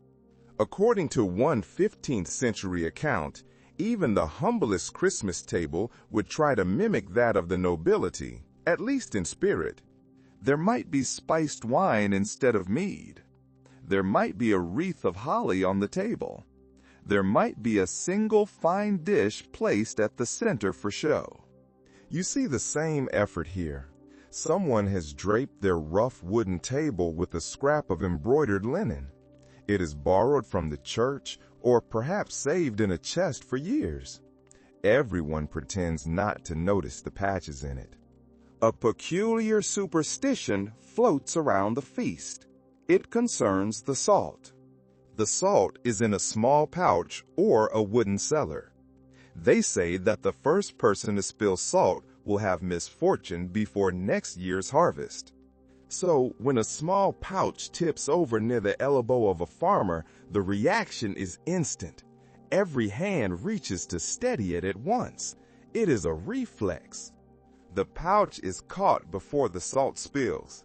The laughter that follows breaks the tension. But you notice that the pouch is tied tighter after that. No one wants to tempt fate. Halfway through the meal, the door opens. A gust of cold air rushes in, swirling the smoke. The parish priest steps inside. He brushes snow from his cloak. The crowd quiets respectfully. He raises his hand in blessing. He accepts a cup of ale. He takes a long drink. He smiles. "A fine meal," he says, wiping his mouth, "and well deserved." His tone softens. For a moment, he looks less like a man of God, a figure of authority and judgment, and more like one of them. a man who is cold, a man who is hungry, a man who is grateful for the fire. Later, when the tables are cleared, the mood shifts to relaxation. The urgency of hunger is gone. The men gather near the hearth to drink. They stretch out their legs. The women exchange gossip by the window, watching the snow fall. Someone begins a song. It is about the three kings who follow the star. The melody is uneven.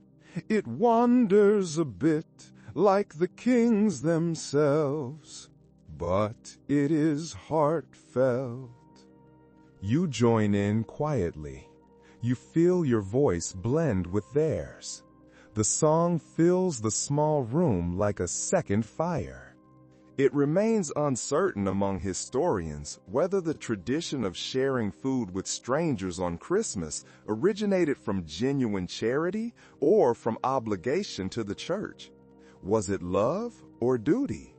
Whatever the truth, generosity feels natural here. It does not feel forced. As the night deepens, you see families carrying plates of leftovers. They are heading to the cottages of their elderly neighbors who could not come to the feast. Children wrap bits of bread in cloth. They are saving them for beggars who might pass through tomorrow. Kindness, like warmth, spreads best when shared. Outside, snow begins to fall again. It is thick and soft, large flakes that settle gently on the world. The moon glows faintly behind the clouds. The village looks almost enchanted. From every chimney, smoke drifts upward. It carries the smell of feasting into the night. Somewhere nearby, someone is laughing. It is a full, hearty sound. It echoes off the frozen walls of the cottages. You stand in the doorway for a moment. You watch your breath mingle with the smoke. Your belly is full. Your hands are warm. The night feels endless and peaceful. Behind you, the fire crackles. The soft murmur of voices continues like the sound of the sea. You think of all the winters that came before this one. You think of all the winters that will come after. Life is hard. The cold is real. But so is this. For now, though, there is food, there is laughter, and there is light. The world, if only for a night, seems merciful. You step back inside and close the door. The fire from last night's feast still glows faintly in the hearth when you wake. The scent of roasted meat lingers in the air, mingling with the sweetness of cooling ale. Outside, the snow has deepened, muffling every sound, so that when you step into the lane, the whole village seems to breathe in silence. Then you hear it, a faint tune drifting from the tavern, the thin, reedy cry of a pipe. The day after Christmas is never quiet for long. You follow the music to the square. Christmas draws closer to its peak, and along with it comes something the priest tries to contain but never truly can, the festival of misrule.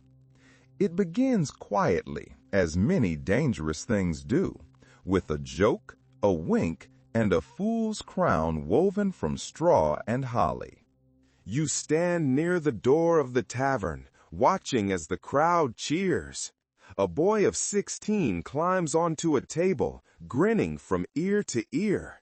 Someone places the makeshift crown on his head. The crowd roars its approval, shouting, "Hail the Lord of Misrule!" For one night, order turns upside down. The humble become kings, and the pious become merry sinners. According to several medieval chronicles, this custom of appointing a lord of misrule was widespread throughout England and parts of France. The church tolerated it, though uneasily. Priests called it a release valve for the poor, a way to let chaos breathe before returning to obedience. You make your way inside. The tavern is packed. The smell of ale, sweat, and firewood wraps around you like a heavy cloak. The newly crowned Lord stands on the bench, his voice booming above the noise. "By the power of nonsense, I command laughter," he cries. A rather strange little custom unfolds next. The Fool King chooses his queen, usually a shy girl who blushes crimson as she is brought to stand beside him. Together they preside over the games, ordering mock punishments and ridiculous challenges. You see one man made to hop like a frog until he spills his cup, another forced to sing with his head wrapped in cloth. The laughter is wild, and even the priest sitting stiffly in the corner can't help but smile. It is worth noting that in this moment, the village is alive with contradiction. Everyone knows that by tomorrow, they will return to kneeling in church, to scraping the frost from the fields, to bowing their heads before the reeve. But tonight, they rule themselves. One chronicler wrote that this night allowed peasants to taste liberty safely. And looking around, you can feel how deeply that liberty matters. A local superstition adds its own charm to the evening. It is said that if the Lord of Misrule spills his drink 3 times, the coming year will bring storms and spoiled crops. So naturally, the villagers do everything they can to make him spill it, laughing until tears stream down their faces. The Fool King clings to his mug with both hands, balancing like a ship in rough seas. He succeeds for a while, but finally trips over a dog. The ale splashes across the floor, and everyone groans as if the world has ended. Some researchers believe that this entire ritual had ancient roots, perhaps born from older solstice festivals that honored the turning of the year with wildness and parody. Nobody is entirely sure, though. It might simply be that humans have always needed one night to forget who is in charge. As the mock king is hoisted on shoulders and carried outside into the snow, his laughter echoes into the night. You follow them out. The stars are clear and sharp above the roofs. Torches flare in the cold air. People sing a rough tune, part hymn, part drinking song. Even the reeve, red-faced and staggering, joins the chorus. For once, the hierarchy dissolves completely. Everyone is just a voice in the dark, rising together against the cold. The following evening arrives with a strange, charged quiet. The air feels heavier, and the snow underfoot seems to muffle even the sound of breathing. You hear it before you see it. The sound of voices rising and falling in harmony, moving slowly through the lanes. The carolers are coming. You step outside, wrapping your cloak close around your shoulders. A cluster of villagers approaches from the church, their lanterns glowing like fireflies in the dim light. Each carries a small cup or jug, ready for whatever gift the next household offers. They sing as they walk, the notes simple and bright, echoing off the frozen walls. It is well known from many parish accounts that caroling was once both a blessing and a request. The singers offered good wishes for the year ahead, and in return, they expected a small token: bread, ale, or a few pennies. To refuse them was to risk ill fortune, or at least a bad reputation. Singing for your supper, the old folks called it, though it was as holy as it was hungry. You join the group as they stop at a cottage door. The oldest woman among them lifts her lantern, and the light spills across her lined face. She calls out a greeting, and the group begins another song, their voices weaving together like threads.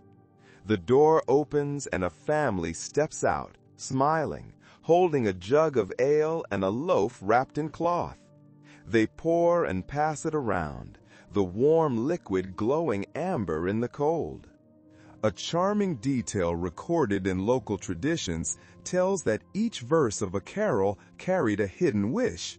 The first for health, the second for wealth, the third for peace, and the last for love. You can hear those wishes in the melody now, soft and hopeful, rising into the still air like a prayer. The procession moves on. At the next house, a farmer joins in, his voice booming so loudly that even the birds startle from the trees. Children run beside the group, shaking small bells and giggling. According to an old fragment of verse found in a monastery library, some of these songs were once far rowdier, full of jokes and half-forbidden stories. Priests complained that villagers mixed holy verses with tavern refrains, turning worship into revelry. Yet the people refused to stop. The line between sacred and joyful was too thin to matter. By mid-afternoon, the singers are flushed with cold and drink. The sound of their songs fills the air, winding through every lane. At one doorway, a woman invites everyone inside to warm themselves. Her cottage smells of apples and smoke. She offers each person a slice of spiced bread, its surface glistening with honey.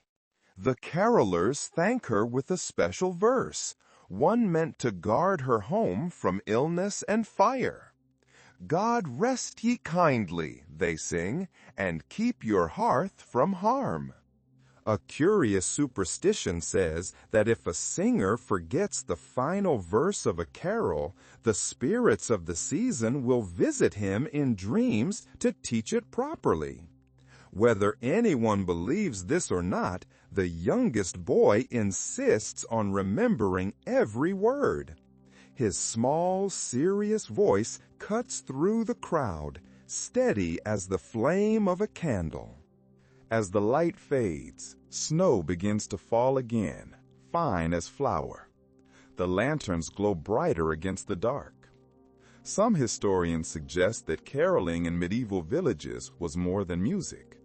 It was a form of binding, a way to stitch a fragile community together through shared sound. Listening to the fading echoes now, you feel that truth. The sun struggles to rise the next morning through a pale mist, turning the sky the color of old linen.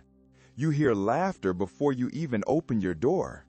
Outside, children run through the lane, their boots splashing in the slush left by yesterday's slow. Their cheeks glow red from the cold, their voices high and bright. Today belongs to them. While the adults nurse mild headaches and tend slow fires, the young take over the village. This is Childermass, the feast of the holy innocents. You step out into the crisp air, watching as a group of boys chase one another with sticks dressed in ribbons. Each carries a small bag filled with scraps from the feast, bits of bread, roasted apples, and hardened sugar. It is their day to play and perform, and no adult can tell them to stop. According to entries found in a few monastic records, the days between Christmas and the New Year were often ruled by children's games and mock rituals.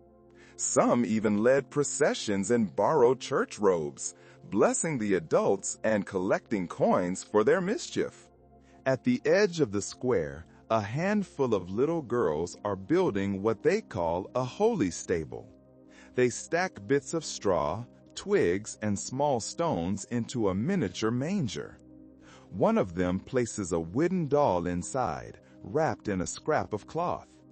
The others kneel, pretending to sing hymns. Their voices waver and drift, soft as birdsong. It is hard to tell where play ends and prayer begins. One curious custom takes shape as the children parade through the streets carrying baskets filled with ash and water. They knock on doors and chant, "Clean your hearth, clean your heart." The women laugh and drop coins or nuts into the baskets. If someone refuses, the children toss a pinch of ash on their doorstep, a small harmless curse that everyone takes in good humor. The priest watches from the church gate, his expression torn between disapproval and amusement. "Too much laughter," he mutters, though he doesn't stop them. He knows that once the holy season ends, the play will vanish, replaced again by work, silence, and obedience. For now, let them rule their tiny world. By midday, the market square is alive with sound. A group of older boys stage a mock nativity, assigning each role with noisy debate. A rooster becomes an angel. A goat reluctantly becomes a shepherd. The performance is clumsy and hilarious. When one boy forgets his line, another improvises. "Peace to all, even the reeve." The crowd bursts into laughter, and even the reeve, red-faced and smiling, tosses a coin at their feet. A rather curious detail from folklore says that on this day, angels walk among the children, unseen but whispering ideas for mischief. Some mothers claim they can tell when a child is touched by the angel because their eyes gleam brighter, their laughter sharper. As evening falls, the children gather by the churchyard, holding candles in small clay holders. They light them one by one, their faces glowing like lanterns in the dusk. Together they sing a simple carol about the Christ child sleeping in the cold. The tune is slow and haunting, carrying through the air like wind through bare trees. Adults join in softly, creating a low harmony that seems to warm the night itself. The morning comes with a dull gray sky that presses low over the fields.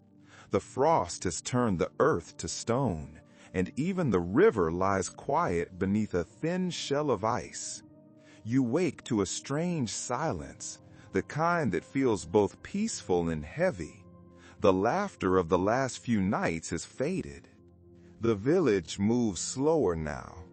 The holy season still lingers, but beneath it lies the weight of ordinary hunger, waiting to return. You push open your door. The cold rushes in, dry and biting. The world looks like a painting in shades of white and pale blue. No one speaks loudly today. You pass neighbors carrying small bundles of wood or scraping frozen earth for water. Their movements are careful, almost reverent, as though they fear breaking the quiet. According to early parish writings, this stillness after celebration was often described as a holy hush.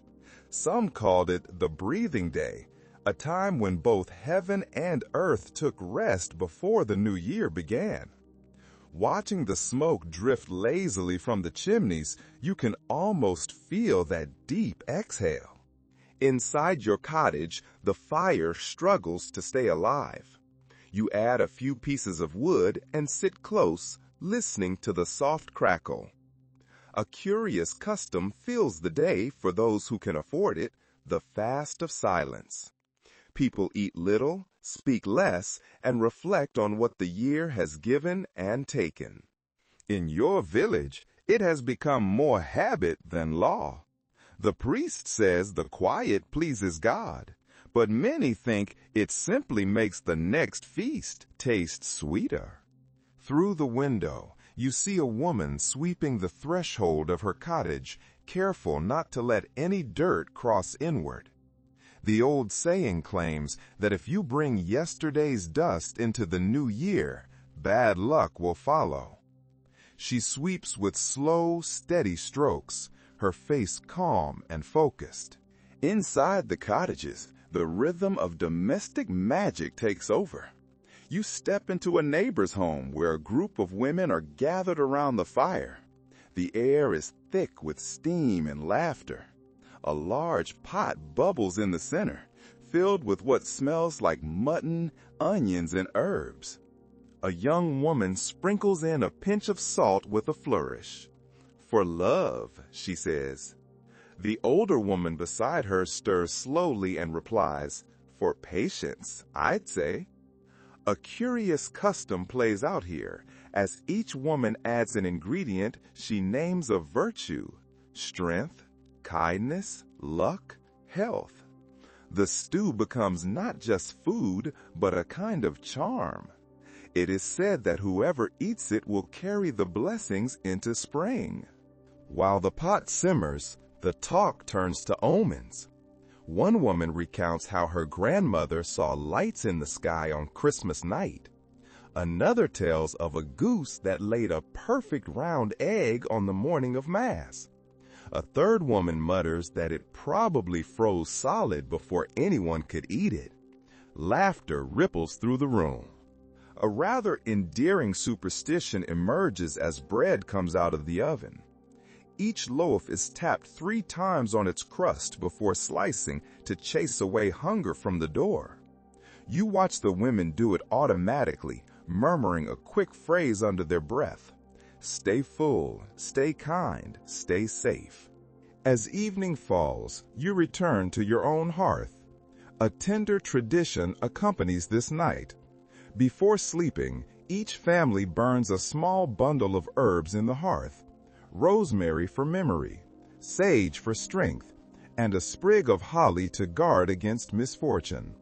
The smoke fills the cottage with its sharp, clean scent. You close your eyes, breathing it in, imagining it driving the stale air of the year away. A curious little saying circulates during these quiet nights: no dream comes empty in the days of Christ. It means that every vision, even nonsense, carries some kind of message. You find yourself wondering what your dreams have been trying to tell you. The village is utterly still now. Outside, snow covers every roof, every fence, every field.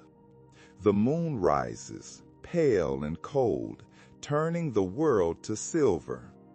You sit by the fading fire, your mind empty and calm. There is nothing to do, nothing to fix, only to wait. In that waiting, you find a strange kind of peace. The snow has turned to a thin crust of ice by morning. It glints like broken glass in the faint sunlight. The air feels sharper now. It is quieter, too. The festive noise of the feast days has settled into a solemn hush. It is the Day of Oaths. This is not a feast day in the traditional sense. It is not a day for eating until you are full or drinking until you spin. It is something older and weightier. It is a ritual to keep neighbors from turning against one another once the long cold ends. You pull on your cloak. The wool is heavy and comforting. You join the slow-moving crowd heading toward the center of the village. Every cough, every murmur echoes off the frozen walls of the cottages. The cross stands at the center of the village. It is made of old stone, worn smooth by generations of hands. Its base is dusted with snow. Its edges are chipped from time and frost. The priest waits beside it. He holds a book that looks too fragile for this cold. Beside him stands the reeve, his breath rising in white clouds, looking more nervous than holy. According to manorial rolls from the 14th century, these midwinter oath gatherings were part law, part ceremony. Each household had to appear. They came not to worship God specifically, but to confirm their loyalty to the Lord, to the church, and to one another. It was a way of resetting the fragile balance of peace. The crowd forms a circle. The priest raises his hand for silence. His voice carries easily in the still air, deep and deliberate. He begins by reciting names. He calls each family in turn. When your name is spoken, you step forward. You place your hand on the cold stone of the cross. It burns with frost against your skin. The texture is rough, pitted by centuries of rain. I keep the peace, you say, repeating the words he gives you. Around you, others murmur the same promise. Some speak fervently, some speak half-heartedly, but they all speak. One curious tradition survives in this ceremony. After each oath, a pinch of salt is placed at the base of the cross. Salt is precious, it is expensive, yet every family brings a little. It is said to preserve not just food, but faith. The priest sprinkles holy water over the growing pile of white crystals.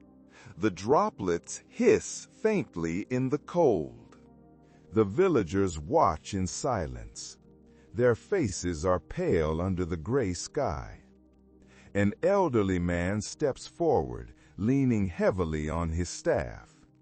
He hesitates before speaking, his voice thin but firm. Peace is not words, he says. It is deeds. A ripple passes through the crowd. The priest nods slowly. Once all the oaths are made, the mood lightens. The reeve announces that anyone who wishes may share bread at the well as a sign of friendship. Women unwrap loaves still warm from the hearth. The smell of yeast fills the square, rich and comforting. Neighbors trade pieces of bread, pressing them into one another's hands. For luck, they say. The exchange feels simple yet deeply binding. A charming superstition ties to this custom. If two people share bread by the village cross and mean their peace sincerely, no quarrel between them will last through the year. But if one lies while breaking bread, the loaf will crumble before the next planting season. You notice everyone handling their slices carefully. No one wants to test it. The priest blesses the crowd again, though this time his voice is softer. The ceremony is over, but no one rushes to leave. Instead, people linger in small clusters, talking quietly. Children chase one another through the snow, their laughter floating through the crisp air. A few men begin to clear the frozen well, striking at the ice with wooden poles. The rhythmic sound fills the silence, steady as a drumbeat. It is recorded in several old church registers that oaths taken in winter were believed to hold special strength. The cold, they said, sealed words more firmly than warmth ever could. Watching the villagers now, you can almost believe it. When the crowd finally begins to disperse, the priest stays behind. He collects the leftover salt from the base of the cross. He wraps it carefully in a cloth and places it inside his robe. That salt will bless the fields at planting time, linking this day of peace to the hope of spring. You linger a little longer. You run your hand over the stone once more. You think of all the hands that touched it before yours. Hundreds, maybe thousands, each leaving a fragment of warmth behind. Some modern historians suggest that such ceremonies were less about faith than about survival. In small communities, a single feud could destroy the fragile balance of life. These oaths reminded people that cooperation was not a choice, but a necessity. You look around at the faces of your neighbors. You sense that everyone here knows it too. By afternoon, the clouds begin to thin. The light turns golden. You walk home through the snow. Your feet crunch in the hush. Smoke rises from every chimney, curling lazily into the cold air. Inside, the fire waits. You sit beside it, rubbing your hands together. You think of the bread you shared. You think of the salt on the stone. Whether they carry divine power or not, they feel solid inside you. The following evening arrives with a strange, charged quiet. The air feels heavier. The snow underfoot seems to muffle even the sound of breathing. Torches flare at the edge of the village. Their light turns the frost to gold. Tonight is a night for masks. It is a night when the living pretend to be spirits, when the villagers trade faces and names to confuse the darkness. The mumming play is about to begin. You walk toward the square. Your cloak brushes against drifts of snow. The smell of pitch and smoke fills the air as men light more torches along the lane. A crowd has already gathered. Their laughter is soft and uncertain. A rough stage has been built beside the well. It is just a few planks laid on barrels, but it looks grand enough in the flickering light. Someone beats a drum to gather attention. It is well recorded in local chronicles that mumming plays were part theater, part ritual. They were performed during Christmastide and the turning of the year. The players wore disguises. They acted out scenes of death and rebirth. No one knew exactly where the custom began. Some said it was a Christian story of sin and salvation. Others whispered it was older still, a remnant of forgotten winter rites. The first actor steps forward. He is wrapped in an old cloak turned inside out. His face is painted white with soot around the eyes. He bows dramatically, earning a laugh from the crowd. "Good evening, friends and foes alike," he shouts. "For tonight the dead rise to remind the living how to live." Applause erupts. The play begins. One curious custom of the mummers is that they never speak their real names while in costume. They are only the parts they play. The king, the fool, the knight, the devil, the doctor. To break character is bad luck. You watch as the fool dances clumsily. He jangles a belt of 10 bells around his waist. The devil enters next, brandishing a wooden pitchfork and howling so loudly that children hide behind their parents' legs. The laughter that follows is relieved and loud. The story unfolds in chaos. The knight boasts of courage. The devil challenges him. The king orders a duel. And before long, the knight lies dead on the snow. The crowd gasps, even though everyone knows what comes next. The doctor appears. He holds a pot of ale in one hand and a bundle of herbs in the other. "Fear not," he declares, "for no man truly dies when there's drink enough to wake him." He pours ale over the fallen knight's lips. After a few dramatic twitches, the man jumps to his feet to cheers and clapping. According to several surviving scripts from medieval mumming plays, this moment of resurrection was the heart of the performance. It was not just humor, but hope, a promise that even in the coldest winter, life could return. Watching the villagers now, you understand why the story endures. Laughter, faith, and survival all blur together under torchlight. A delightful oddity occurs when the fool turns toward the priest. The priest stands in the crowd, trying not to smile.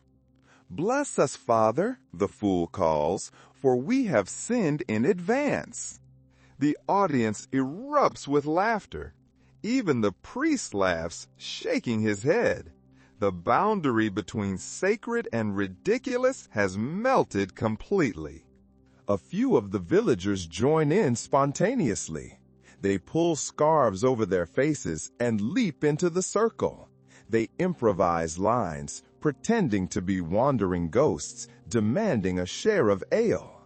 The actors respond with mock blessings, sprinkling them with snow as though it were holy water. The scene collapses into laughter.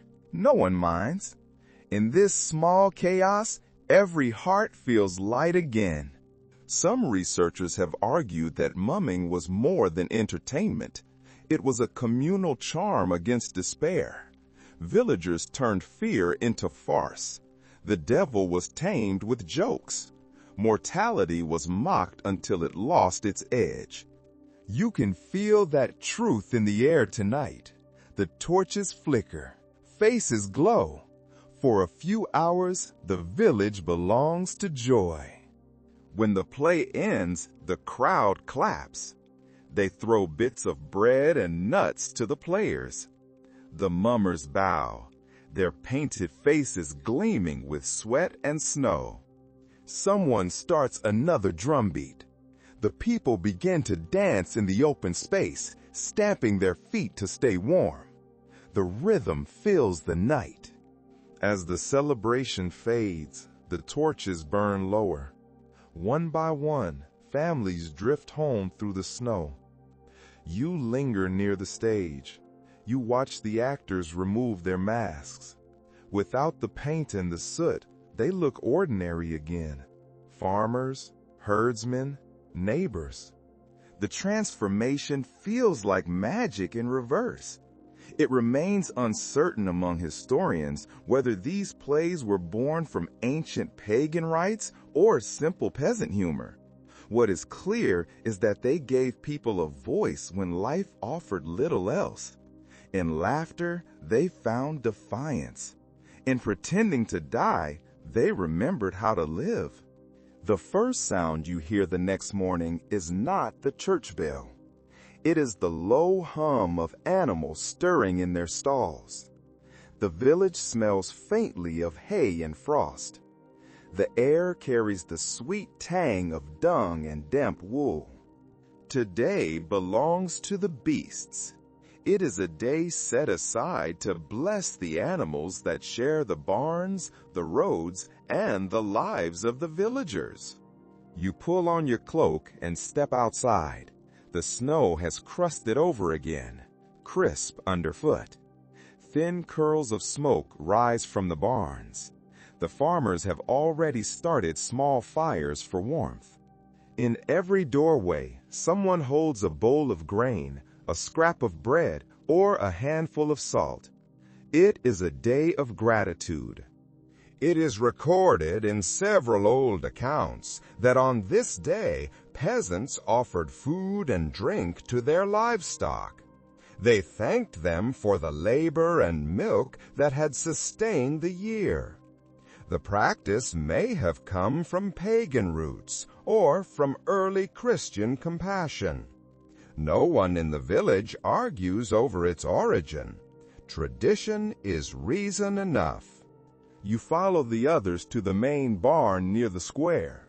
The animals snort and stamp as people enter. The warm, moist air steams in clouds. The cows are brushed and garlanded with bits of ivy. The sheep are dabbed on their foreheads with drops of ale. The horses are rubbed down until their coats shine. The priest appears with a sprig of evergreen dipped in holy water. His Latin prayers mix with the soft sounds of chewing and the occasional impatient bleat. A charming detail recorded by one 15th century observer describes how peasants once whispered wishes directly into their animals' ears during this blessing. You watch as an old farmer leans close to his ox.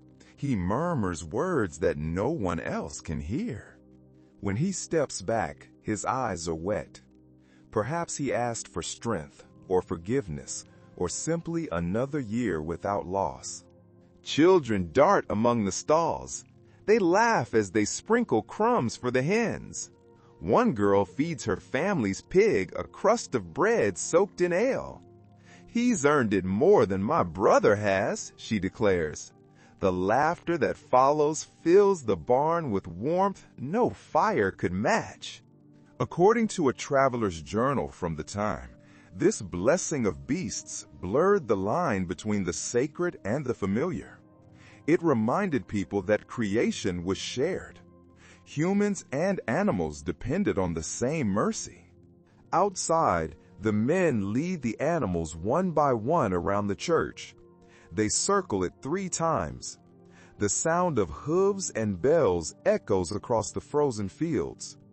Each circuit, they say, protects the herd from sickness for another year. The priest follows. He mutters prayers and shakes his evergreen branch. Drops of holy water freeze as they fall. They turn to tiny beads of glass on the animals' coats. A curious superstition lingers about this ritual. If any beast refuses to complete the 3rd circle, it means the creature will not live to see next winter. You watch nervously as one cow walks near the corner. It stamps and tosses its head. The owner coaxes it gently until it moves again. Relief spreads quietly through the crowd. No one speaks the fear aloud. When the procession ends, everyone returns to the barns to share a simple meal. Bread soaked in milk, apples roasted on sticks, a little ale passed from cup to cup. Even the animals receive a taste of sweetness. A mare nuzzles her master's shoulder as he feeds her a piece of apple. His voice is low and fond. "Good girl," he says. "Keep me warm, and I'll keep you fed." One chronicler who witnessed this custom centuries later called it a rustic communion. Watching it now, you understand why. There is no separation here between gratitude and necessity, between blessing and work. By mid-afternoon, the light fades. The barns grow quiet, except for the soft sound of chewing and the creak of timbers. Outside, snow begins to fall again, slow and steady. When you reach your cottage, you find your own small offering waiting. The family's cat is curled beside the fire. Her eyes are half closed. She purrs in rhythm with the crackle of wood. You tear a piece of bread and drop it beside her. She does not open her eyes, but begins to eat, slow and content. Inside, the warmth spreads. The village sleeps under white silence. Every creature, great and small, wrapped in the same calm. The morning arrives with a thin drizzle that turns the snow to gray slush. The lanes are slick, the roofs drip steadily. The air smells faintly of wet hay and smoke. You wake to the sound of someone knocking on a door nearby, followed by a chorus of laughter. It takes a moment before you remember what day it is. It is the Day of Gifts. It is the one day when neighbors visit one another to exchange small tokens of kindness before the year truly begins. You pull on your cloak and step into the soft rain. The village looks muted but alive. Children run barefoot through puddles. They carry small bundles wrapped in scraps of linen. Their cheeks are pink with cold. Their voices are shrill with excitement. Every doorway opens to the sight of smiles and steaming mugs. The air carries the scent of ale and fresh bread. It is well recorded in local accounts that peasants called this the Giving Day, though no one could quite agree on its proper name. The Lord called it a feast of charity. The priest called it almsgiving. The villagers called it simply our turn. You make your way toward the square. A table has been set up under an awning of rough cloth. On it sits a pile of small gifts: wool mittens, tiny loaves, carved spoons, dried apples, ribbons, a few bright pebbles polished smooth. People come and go, taking one thing and leaving another. No one guards the pile. No one takes more than one. It is a quiet exchange of trust. A curious custom unfolds at the well. A group of girls lower their small offerings into the water on strings. They let them sink halfway before pulling them up again. They say the well spirit blesses gifts dipped in its depths. One girl's ribbon comes up caught on a small piece of ice. It glitters like glass. The others squeal and call it a sign of good fortune. Inside the tavern, the warmth gathers.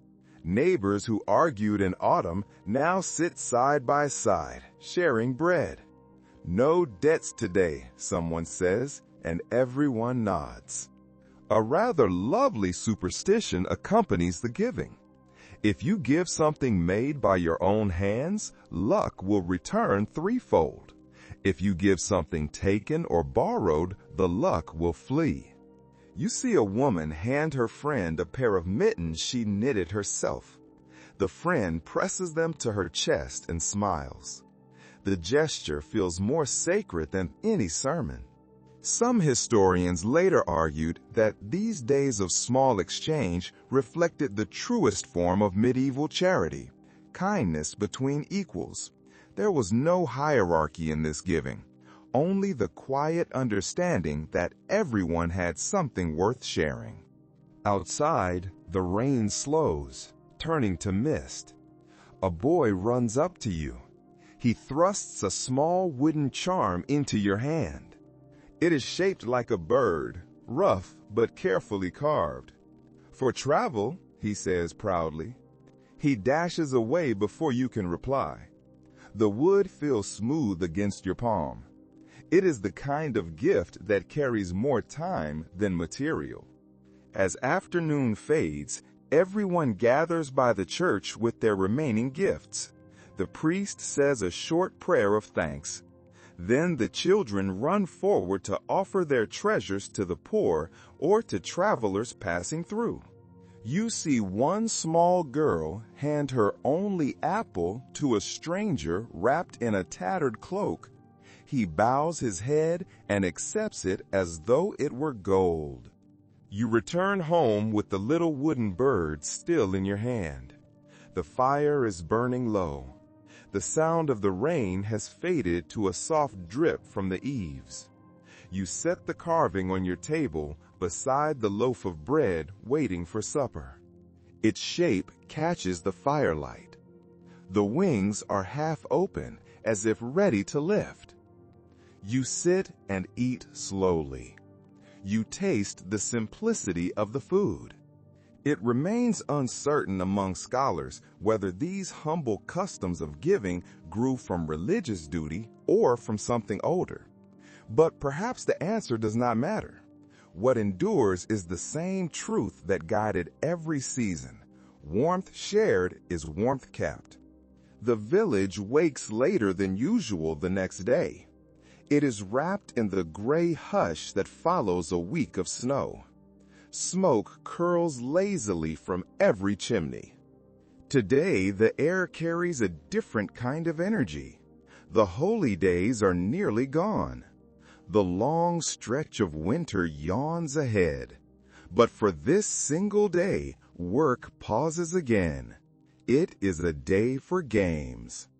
You step outside into the brittle cold. You see the men gathering near the tavern. The sound of laughter rises in short bursts. The Reeve stands beside a small table. He holds a bundle of dice in one hand and a clay cup in the other. For a few hours, there will be no talk of rents or tithes, only the rattle of dice and the ring of laughter against frozen stone. It is well recorded in parish notes that gaming was both condemned and inevitable in these days after the festival. For peasants, games were the only rebellion they could afford. It was the chance to play with fate when fate usually played with them. One curious custom makes the scene livelier. The first player to roll double sixes must buy a round of ale for the others. When a farmer throws the lucky number, the crowd cheers. They bang their mugs together until foam spills over. Beside the dice game, a circle has formed for wrestling. The ground is hard and slick with ice. Two young men face each other. They are barefoot despite the cold, their breath rising in white clouds. It feels like life condensed into a moment, hard, brief, but filled with laughter. A group of women gathers near the well. They play a quieter game with bones and pebbles. They toss small stones into the air, catching them with practiced hands. It is said in old folk tradition that games held during midwinter carried blessings for luck. Losing could even be a good sign. Better to lose in sport, one woman says, than in life. As evening falls, the mood shifts. The talk around the hearths turns to dreams, to omens, to things that existed long before priests came with their Latin blessings. Today, the villagers whisper, is the day when the old gods still walk unseen. According to medieval folklore, during the 12 nights, spirits of the old world rode through the sky. They searched for warmth or worship. At the edge of the village, near the frozen stream, a small group gathers around a stump blackened by old fires. They carry bowls of grain and cups of ale. A young man pours his ale onto the ground. For what was before, he says quietly. The others nod and follow. They scatter crumbs and seeds into the snow. A delightful superstition lingers from these nights. People say that if you stay awake long enough to see the first hour of dawn, the spirits cannot harm you. So the families light extra candles and tell stories to pass the time. You join one such gathering. You sit near the hearth as an old woman recounts a tale. You glance toward the door, half expecting it to open on its own. A dog whines softly, ears pricked toward the sound. Calm, the old woman murmurs. It's just the riders passing. When the wind dies, the air feels softer, almost kind. You sip from a cup of warm ale. You feel its sweetness spread through your chest. For a moment, you forget the fear and remember only the warmth. The morning sky opens wide and colorless, a pale sheet stretched across the horizon. You wake to the smell of smoke and the distant sound of metal striking metal. The men are already outside preparing the plows. It is Plow Monday. It is the day when the tools of the fields are blessed for the coming year, though the ground is still too hard to break. Today is about hope, not harvest. You step into the cold, pulling your cloak tight. The fields glimmer with frost. Every furrow glints like a silver line. A few men stand near the church.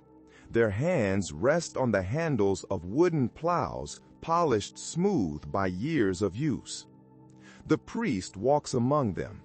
He sprinkles water from a clay bowl. his breath clouding the air. "May your work be light," he says, "and your yield be heavy." It is well recorded in medieval farming manuals that this blessing of the plow marked the true end of the Christmas season. After this, the holy days were finished. Labor began again. A curious custom follows the ceremony.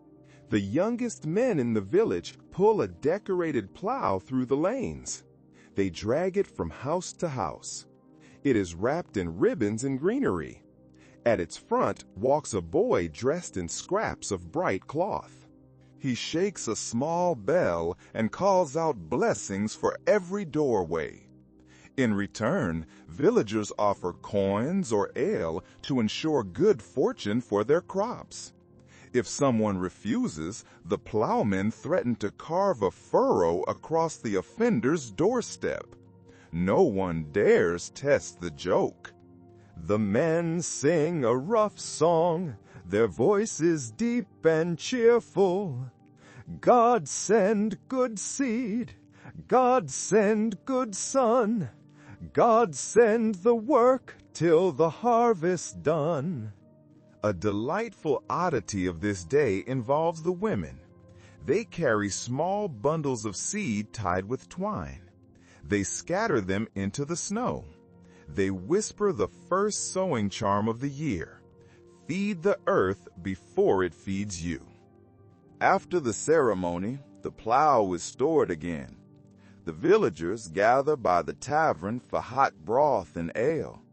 The talk turns to plans for spring, to the fields that flooded last year, to the barley that came up thin. One curious superstition is shared quietly among them. If the first furrow of the year is drawn crooked, the harvest will falter no matter how hard the work.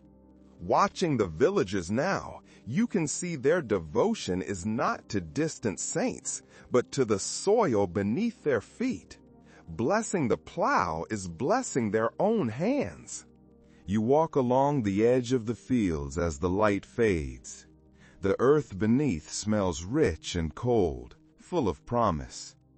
In the distance, the priest stands alone near the church door, his hand resting on the plow. The sun glints weakly off the blade, turning it for a moment into something like gold. The morning comes softly. It carries the faint gold of sunlight across the frozen fields. The air feels lighter than it has in weeks, washed clean by melting snow.